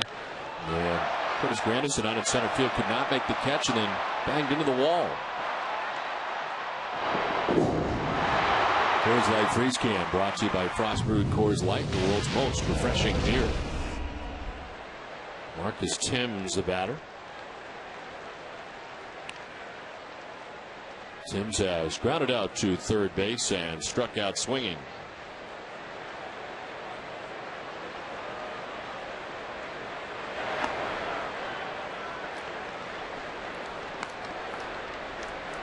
Sort of takes the excitement out of what Beckett's really doing. Got a one-hitter coming into the 7th inning. Not that you want it to be a 2-1 game. I mean, you want to have some breathing room, but he's given up only one hit, the home run by Carlos Guillen. He led off the 5th inning after Beckett had not given up a hit through the first 4. So the home run and a walk, the only 2 base runners for Detroit tonight.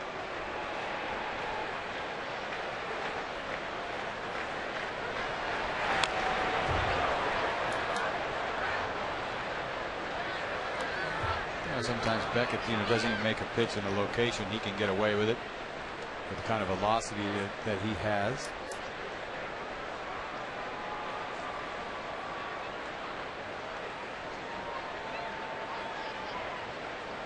See him hit that corner. This is the tough side of the plate. Drive to left, and this one is gone into the monster seats. Marcus Timms with a home run, the second home run given up by Beckett tonight. And it's an 8-2 Red Sox lead for Timms, his 13th home run of the year. And that's what happens when you don't make a pitch. This ball comes back over the middle of the plate. If he tries to dot him on the outside corner, you can't leave it out over if he's looking for something hard. A very slow trot he's got working tonight. You see this pitch, supposed to be away. He kind of gets underneath it a little bit. This ball up middle, and he crushes it.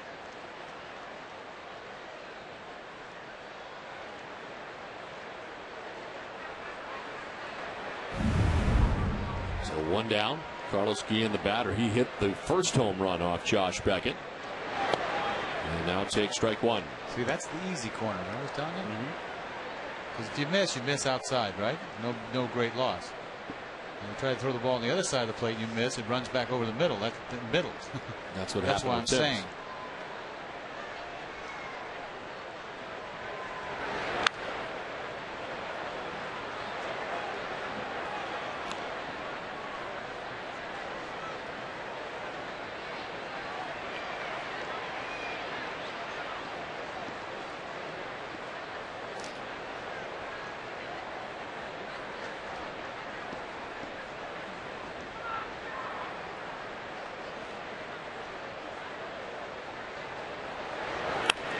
Back up the middle and into center field, a base hit for Guillen, his second hit of the night off Josh Beckett. And a 1-out single here for Guillen. Guillen's warming up for Detroit. He's been swinging the bat pretty good coming into this series. He gets an 0-2 curveball right back up the middle. Beckett probably thought he should have picked that ball, but you don't expect the ball to be coming right back at you.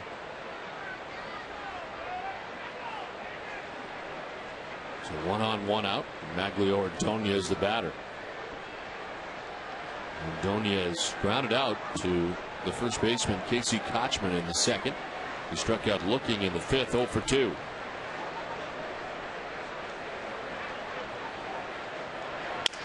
Up the middle, Green will flip to second for 1 on to first. Double play. A run for the Tigers. It's 8-2 Sox, 7th inning stretch. Time for a Sports Desk update with Cole Wright.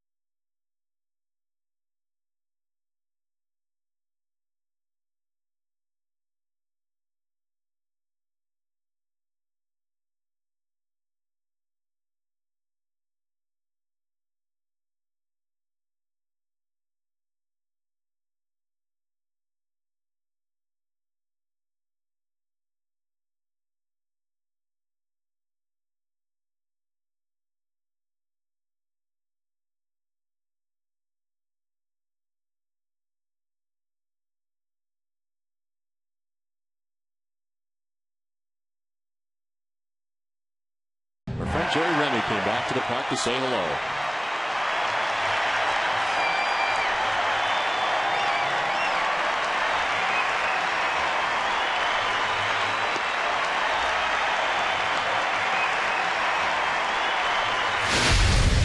AT&T, the nation's fastest 3G network. AT&T, your world delivered.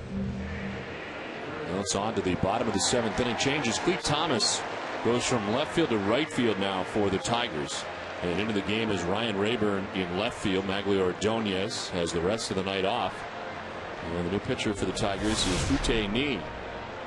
His 18th appearance, 2.50 ERA.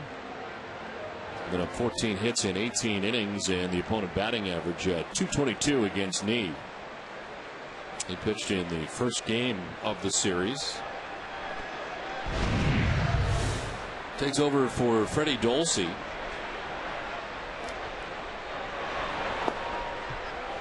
Dolce went an inning and a third. Gave up a total of 3 hits and 3 runs. Walked 3, struck out a batter. Was not pretty to watch. Fouled off, and it's 0-2 to Drew. Hideki Okajima is up in the pen now. Beckett's night is over. I saw Terry Francona between innings go over and talk to Beckett. And Beckett at 97 pitches through 7. But really no reason to waste any more bullets. Not at all. Makes me think about the olden days, why guys even threw that much. You know, why pitch the 8th and 9th? You don't have to. Well, Drew strikes out for the first out here in the bottom of the 7th, rung up by Brian O'Nora. Well, today's Chevy Equinox August road trip contest contestant is Sue Funk of Ashley Falls, Mass. If a Boston player hits for the cycle in tonight's game, Sue will win a 2010 Chevy Equinox, the most fuel-efficient crossover vehicle on the highway. Visit Nesson.com for your chance to win. One out in the 7th, Casey Kochman. Red Sox first baseman popped out to third in the 2nd, grounded into a 6-4-3 double play in the 4th. He singled and scored in the 5th inning.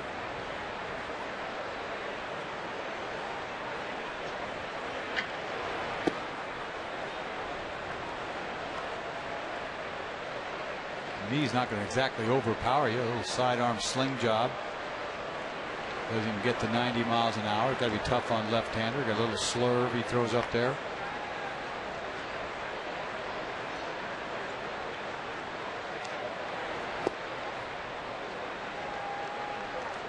But you go think about back in the olden days. You know, it's 8-2 game. He's thrown what 97 pitches. Right. That's a game that guys would complete. You know, you win the game 8-2, throw 125 pitches, and it's silly if you really think about it. It makes sense. Get out of there. So you can be good the rest of the season, especially if you're going to go into the postseason. You've got to save all the bullets. He's in line to get his 14th victory of the year. Came in at 13-4 into tonight's action. He's got himself in the right place right now as far as the Cy Young is. If you're going to vote for Cy Young right now, he's got to be right there.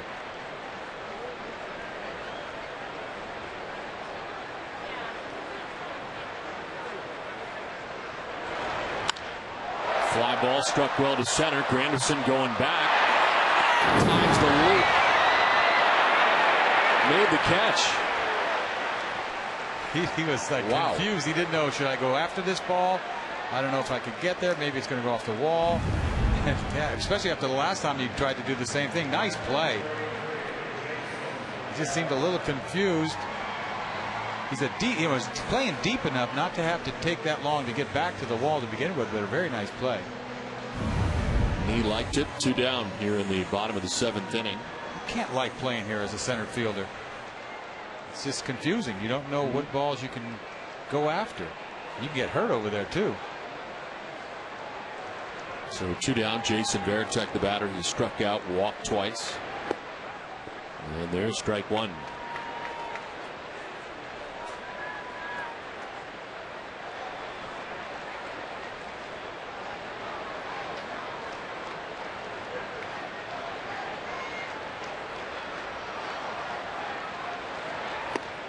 It's 0-2 to Varitek.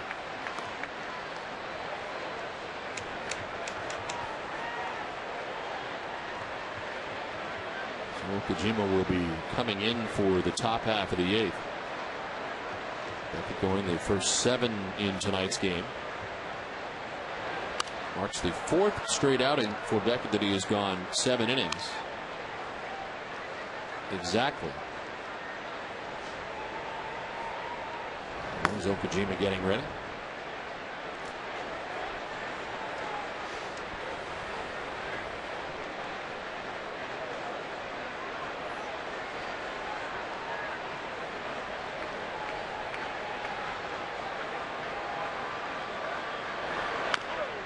The end of the bat foul. It hangs at 0-2. You know, the reason you can go to the bullpen in the 8th and 9th inning now is because you got 12, 13-man staff. I mean, years ago there was 10-man staff. 10.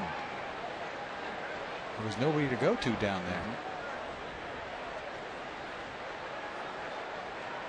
Which in turn makes it so that you have no bench. You don't even consider a bench now. The other night Detroit went to the bench. They had no bench to go to. They let Everett hit, cost them a game. There's a ground ball towards short. Everett to his left. Throws out Varitek, and that ends the 7th. At the end of 7, Red Sox on top 8-2.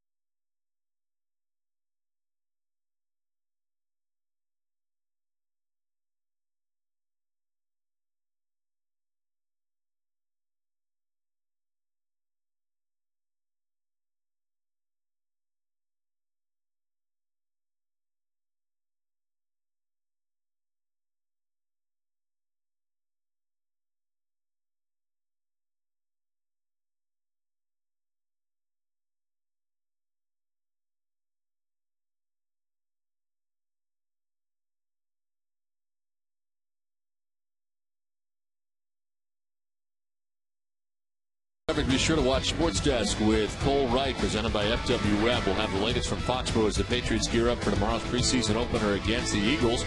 Plus, Pedro Martinez returns to the mound in the Windy City. We'll hear whether or not the Celtics are the favorite in the East.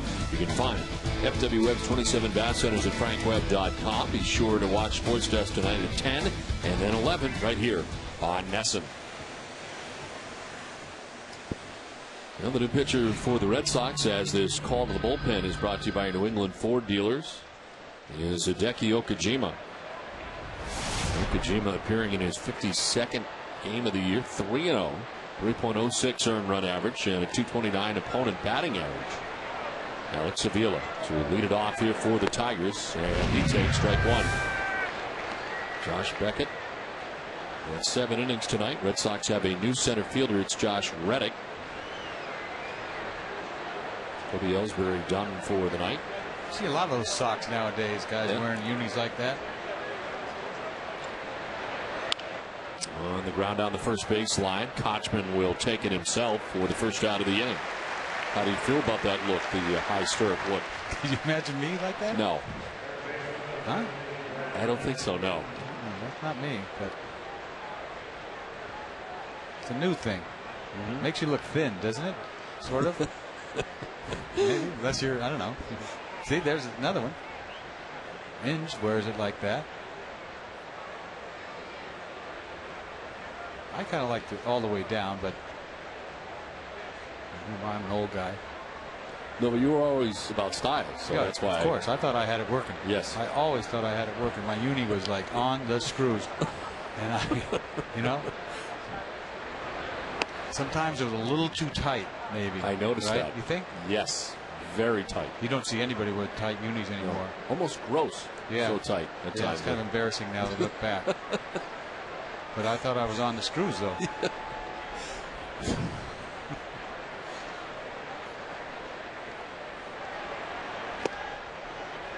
Strike one, 1-1. I don't know what it is. Every time I flip by MLB Network, there you are. Really? Your tight stuff. Yeah. Getting guys out? Usually. Oh, good. Sometimes no. Sometimes no.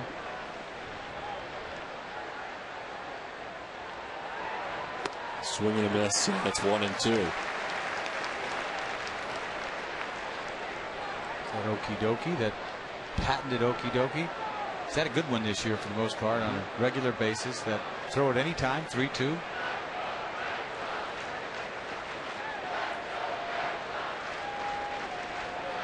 Brandon Ainge 0 for 2. He's grounded out to short, grounded out to third.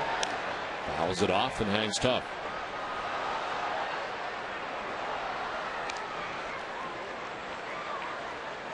You see Philadelphia up there. I was looking number 45. I guess they let Pedro. Obviously, that's Pedro. I see 45. That means Pedro. I was such a fan of Pedro for so many years. I could appreciate how good he was. He was the best in the game. You know, under the circumstances, with all the offense being what it was, he was so dominant. I'd love to watch him pitch. 1-2 is a swing and a miss. In strikes out for the second out of the eighth. What a great change of split finger once again. Just talking about it. Finishes off Inge. Down and away. Look at this ball down and away. No chance. He's way off. So 2 down. Adam Everett coming up. He struck out, grounded out, 0 for 2 from the number 9 spot in the order. Yeah, every time Pedro pitched, it really was an event. I mean, you look forward to it every time. Absolutely. I tell you, I've never seen anybody that good. I mean, Roger Clemens to me was the best in my era because it overlapped it when I pitched. Right. I was fortunate enough to play with Pedro in '98, and I saw him in '97. I was with St. Louis, and he was a Cy Young in the National League with Montreal in '97, and '98 he won 19 games. But after that, he put that 1 year together. He should have been the MVP. Ivan Rodriguez won it with Texas, but he should have won it. That was the most dominant year I have ever seen by a pitcher. Over 300 punch outs. Just ridiculous. And this is coming from the last guy who won an MVP and a Cy Young. Yes? Oh, yeah, that's ridiculous. I mean, I'm not in the same category with this kid, Pedro. I mean, take into consideration, too, say what you want, he did it in the quote-unquote steroid era, too. That's what makes it even more impressive. Absolutely. Incredible the year he had. 23 and 4, I'm guessing. Bet you I'm right. Over 300 punch outs. Just Red Sox fans have been very fortunate to see some of the greatest players that have ever played this game. To me, that performance that he had in the All-Star game here at Fenway Park in '99 was just ridiculous. Amazing. But he pitched 2 innings, punched out about 5 and something like that. Sosa was in there, McGuire was in there. All swings and misses too. Not like painting. Everybody's hacking. Swing and a miss. Look at that thing. I'll tell you that he's really had a good split finger. I said it before. I'll say it again. It's just thing goes down and away here. Most of the time it goes straight down. What I like about it is the fact that he throws it 3 and 2. He's the master. The count of full. That's what his name should be. Count. Right? He always got full counts. Drop a count on him. Count of full. This one fouled off to the right. Count of full, Okajima. But guess what? You say that because when he gets 3 and 2, he doesn't walk anybody. I say that fondly. The count.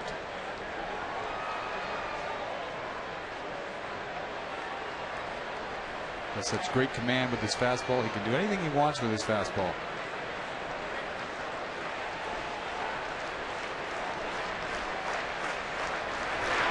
Okie dokie. Oh my God, what a beautiful thing. Back-to-back Ks, 7.5 done, 8-2 Red Sox.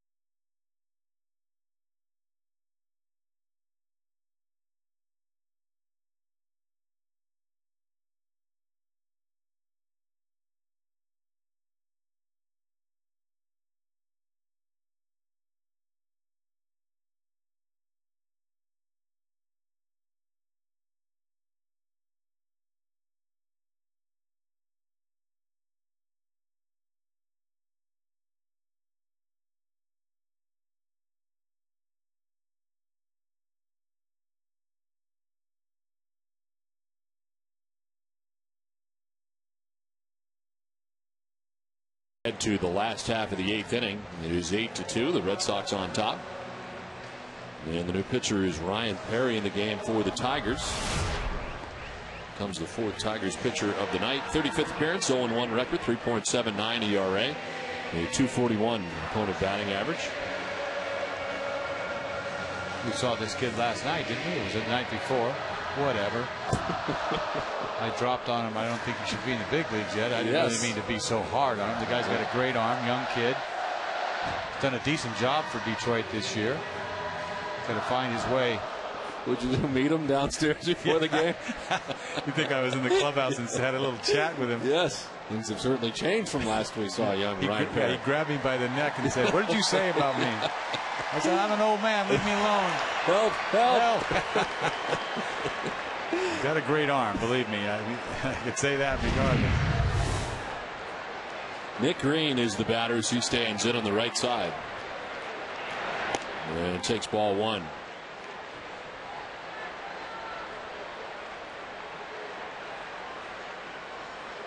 Think about, excuse me, you got to think about Dulce and even Perry. These are 2 guys that you'd be afraid to bring in the 8th inning.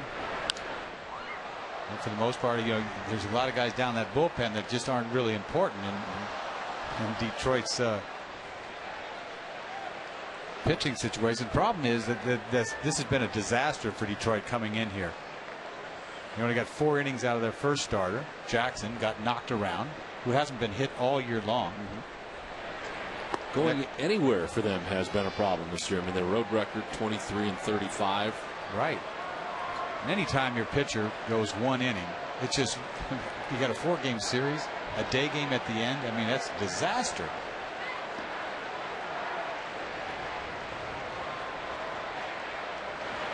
He fouls it off, hangs it 1-2. Perry throwing hard at 97.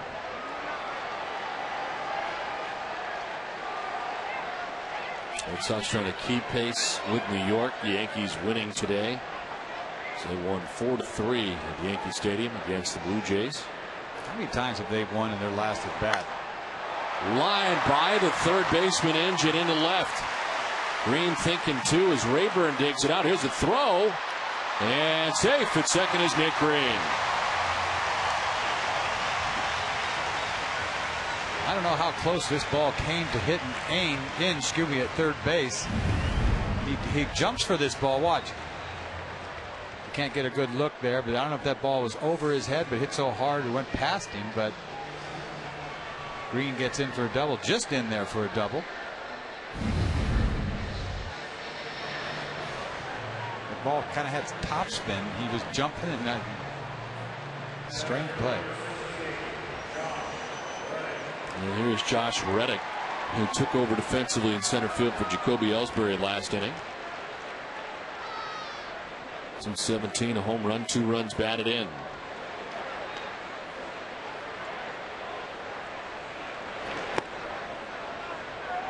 Where's the glasses? Didn't he have glasses on? Yes. Those funky little goggles things? Yes. When does he wear those? I don't know. He had them on at night.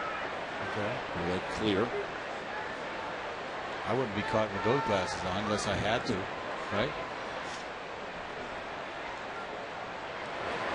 It's not about styling. You got to see, right? Well, that's the thing. I mean, at what point do you drop the style? I don't know. Well, you have no problems. How good do you have to see on the mound, right? I'm not trying to hit the thing. I'm just firing it. As long as I see the signs. That's kind of scary. Pitcher can't see. I don't think I'd be digging in. Well, I mean, if you really can't see at all, I mean, you got to forgo the glass. You know what I'm saying?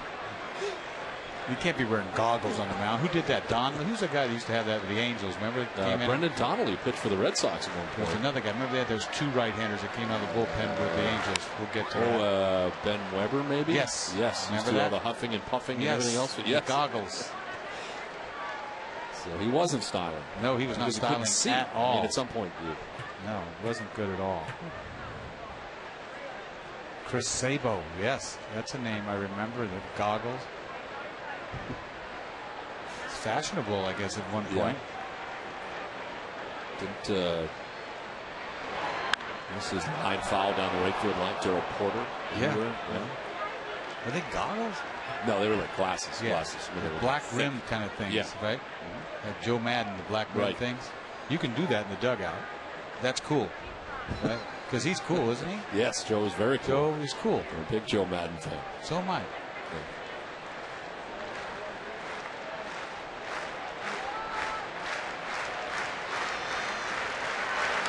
This one fouled off. I'm looking to get new glasses. I'm going to have to bring you with me just to make sure they're cool enough. Well, you know me. I'm trying to be so cool, but I got to have them now, right? Right. But I haven't been to an eye doctor, so I've got to. Sooner or later, I got to go to the doctor, and check it out. So how'd you get these glasses? These are CVS. Wow. Yeah. That's great. I'm styling. They CVS. look terrific. Thank you.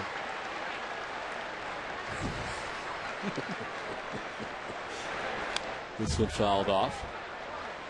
I mean, they're light, they're low. I mean, they look like, I used to remember watching, some people that were only 50 at the time and had glasses. I thought, man, that guy looks like a grandfather or something. You know? Meanwhile, I got him. I'm working on him now. Grandpa it's embarrassing. Yeah. So every time they put the camera on, I take them off. You whip them off like they don't exist. exist. As fast as I can. All about but style. I can't see. But you can't see. It's all about that now. 2-1. It's fouled off. 2-2. Whatever it takes. Whatever it takes.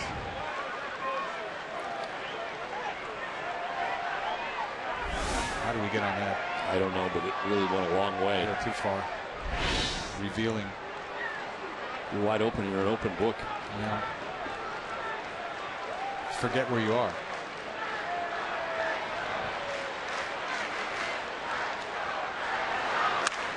To left field. Rayburn over a step or two to make the catch for the first out of the inning.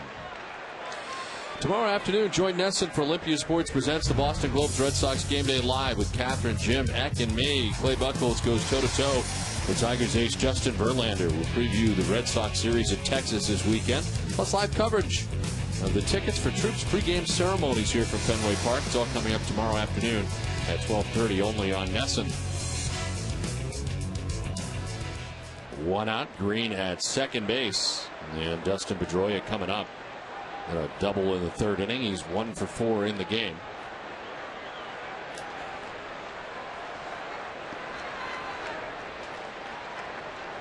Ryan Perry into the game here for the eighth. There's strike 1 to Pedroia.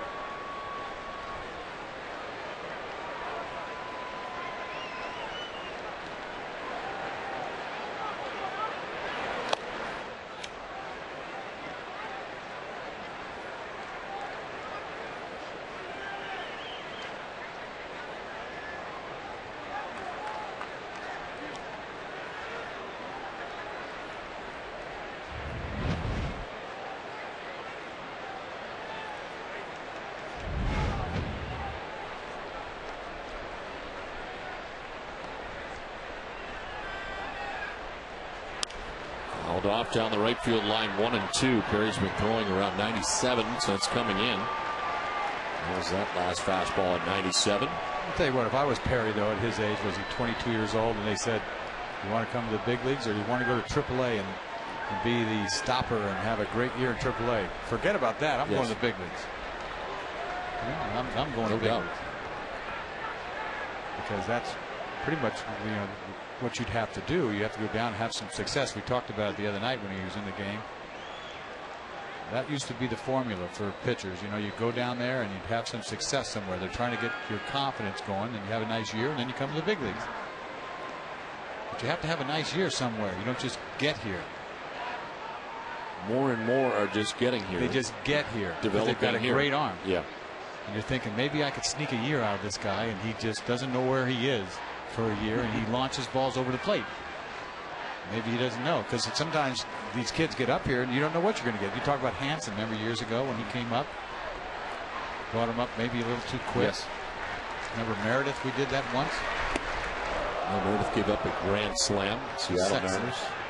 Yes, down the right field line. Yes. You remember that? I remember. I was here. You remember that? And I announced that game. Yes. Yeah. How come you remember that? I don't know. Huh? I don't know. I don't know. Anyway, look out. Pedroia's had some balls at him tonight. One at his ankles, and you see that one right there.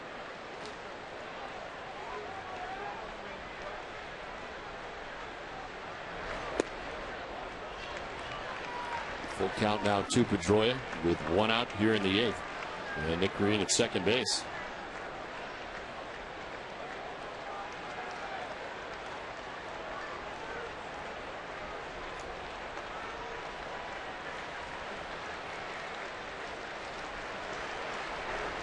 Pitch 20 for Perry. It's a fly ball to center field. Curtis Granderson going back to make the catch for the second out. And there's 2 down in the inning as Green gets back to the bag at second.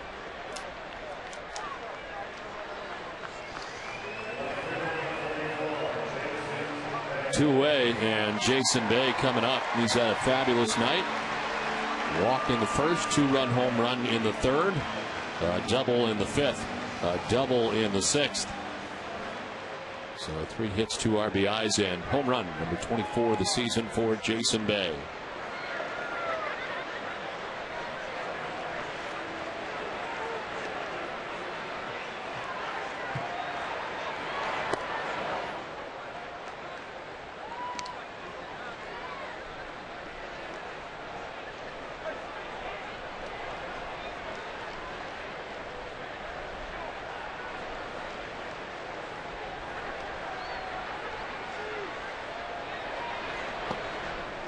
You know, you talk about guys having, every guy has a slump here and there. Not everybody is consistent throughout the year. Nobody, for the most part. You look at guys' numbers at the end of the year, he's going to be close to whatever it is, 30 and. How does that work out? Isn't it weird? Yeah. I don't know how they're going to get there, but they get there. You know, he hits 30 home runs, drives in 100. Did it in Pittsburgh? You know, he's going to do it. He's going to probably hit what, 280? Right. Same spot. Yeah, and you know, maybe you'll fluctuate, as they say. Sometimes, some years maybe 10 points off either way. He had 20 home runs in a hurry this year. He did. So you're thinking, God, he might hit 50. It doesn't happen like that. No better than 60 bats in between home runs. He got in a funk there for a while. He was punching out galore. Not even close. You know, good pitching, and a slumping hitter will do that. Got it going now. Make a mistake, he's ready. Like he can see everything. There's a strike, and it's a full count. This kid's got a good arm, doesn't he? Ooh. 97. Yeah. That's hair. With cheese. Young hair. What it is. Kid's a baby, 22 years old.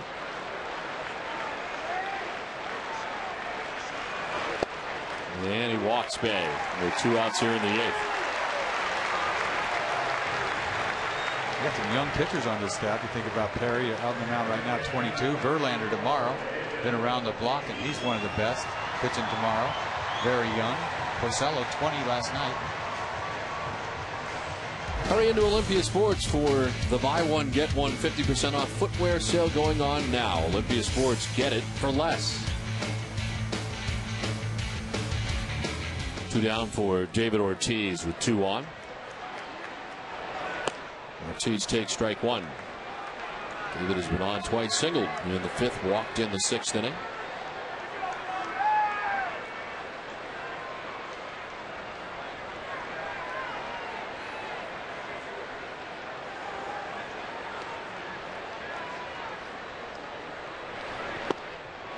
And strike 2, 0-2. Kind of excited to see that matchup tomorrow with Verlander and Buchholz. Verlander gets it and throws it. Leading the league in punch-outs. He'll be looking for his 13th win of the year. He has 12 victories on the season. Buchholz trying to have 2 good starts in a row. This one grounded foul.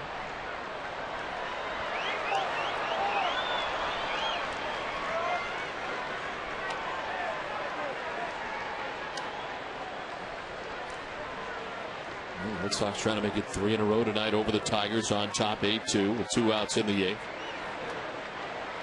First and second, 2 down, 0-2 to David Ortiz.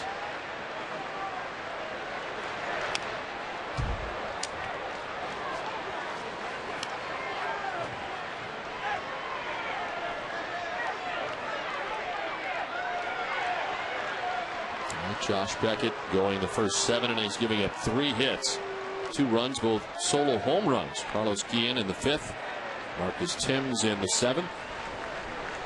Gave up a total of 3 hits.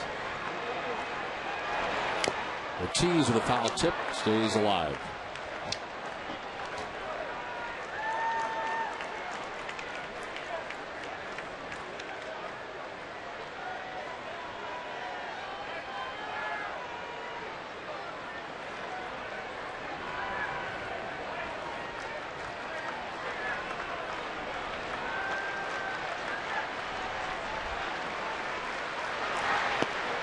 Outside, ball 1.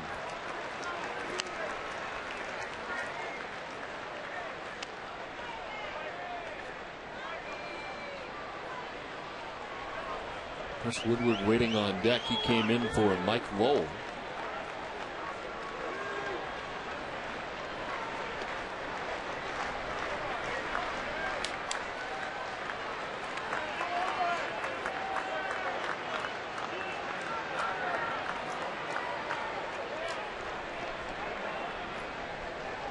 It's amazing how many people are here, still here. 8-2 game. Not like LA.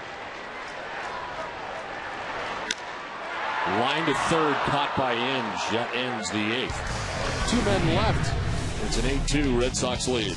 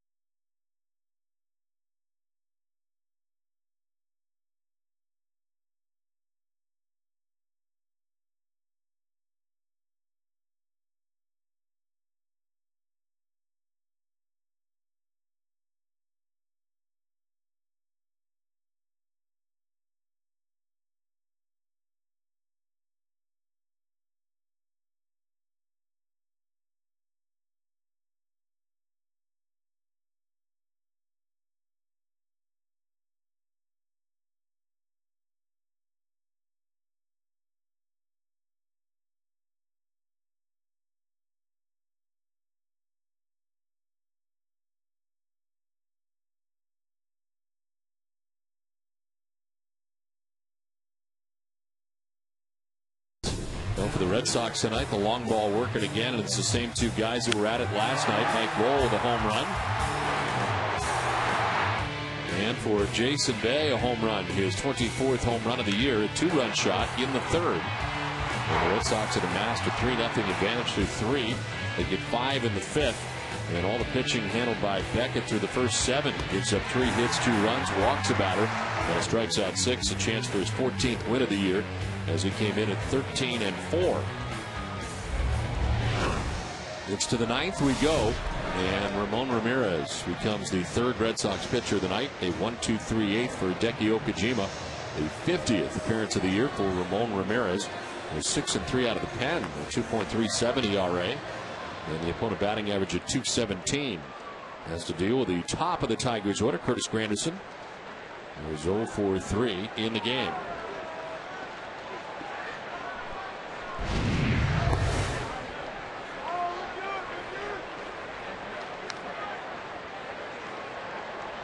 Anderson has struck out, flied out twice.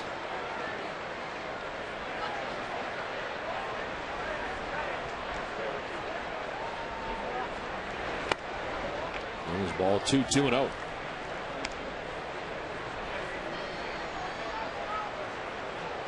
Ramon Ramirez, only opponent scoreless in 15 his last 20 appearances, with a 2.79 ERA in the last 20. Someone popped up foul out of play, 2-1.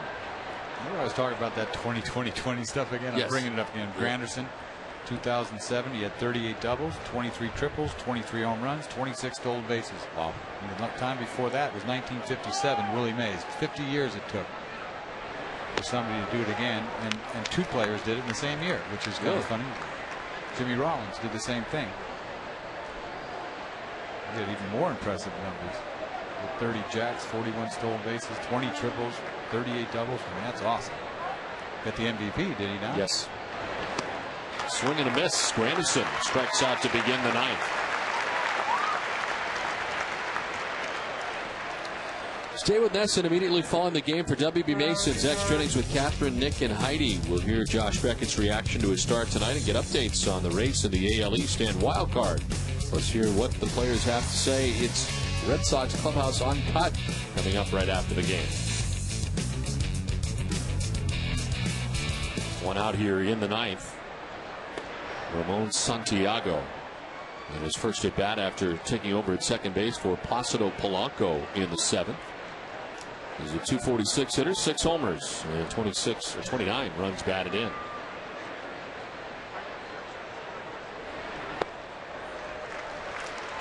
at that ball dip.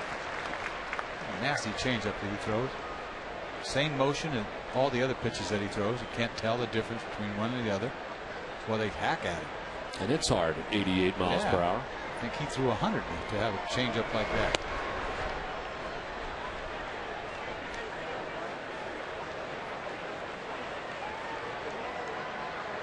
Red Sox pitching has combined for 9 strikeouts, 6 by Beckett, 2 by Okajima, 1 so far for Ramirez. He went, said home plate umpire Jerry Crawford, and it's 2-2.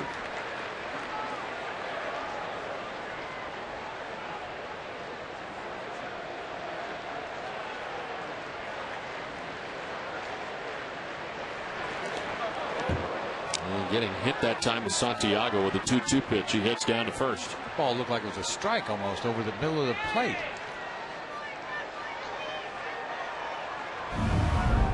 Watch this. Look at that.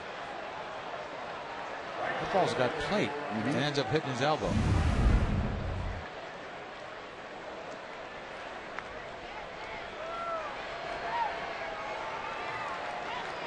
So one out hit batter and Santiago at first base. Cleet Thomas.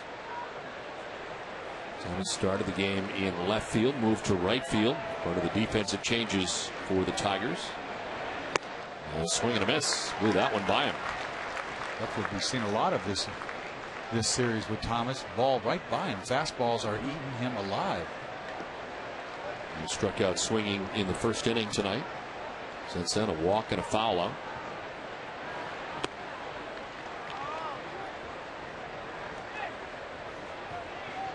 He's got to dial it up a little bit, this guy.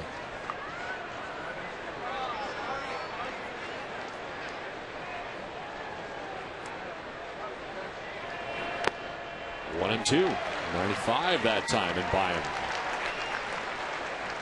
Throw it again. It's late. Air it out.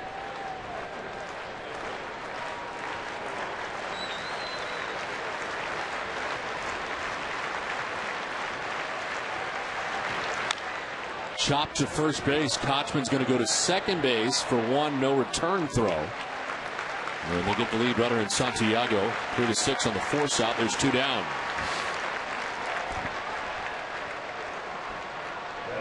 It's 2 outs and Marcus Thames coming up.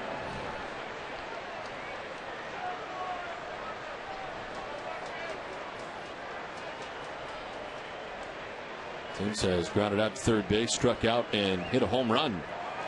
That was off Josh Beckett in the 7th. His 13th round tripper of the year.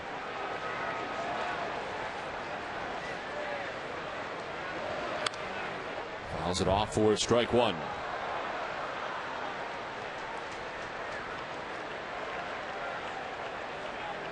A little afternoon baseball tomorrow. I'm all excited.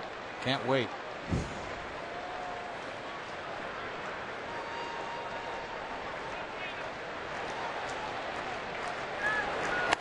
Yeah, it's going to be a quick turnaround for you. I don't think you've done the night game and the day game thing yet. I think I've done it once. Did you? Yeah.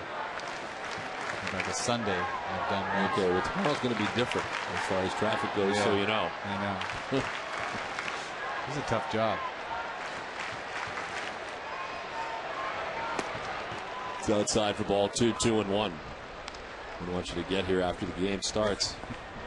That'd be really bad for me. Here I'm complaining I got to do a rush hour one time in my life. Ever. Right? Ever.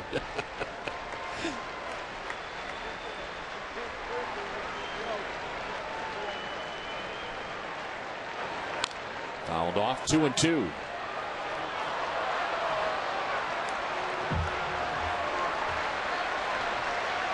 Two balls, 2 strikes, 2 down in the ninth.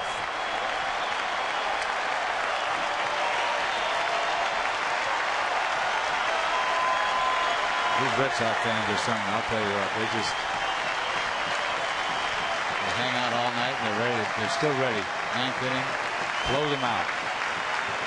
He struck him out. The Red Sox win. Ended up being a 10 strikeout night for the Red Sox combined. There are 3 pitchers in the game, and Red Sox continue to roll against the Tigers. You know, 6-0 against the Tigers. As Terry Francona's squad able to pick up their 65th win of the year, an 8-2 win tonight at Fenway Park. WB Mason's extra innings is right around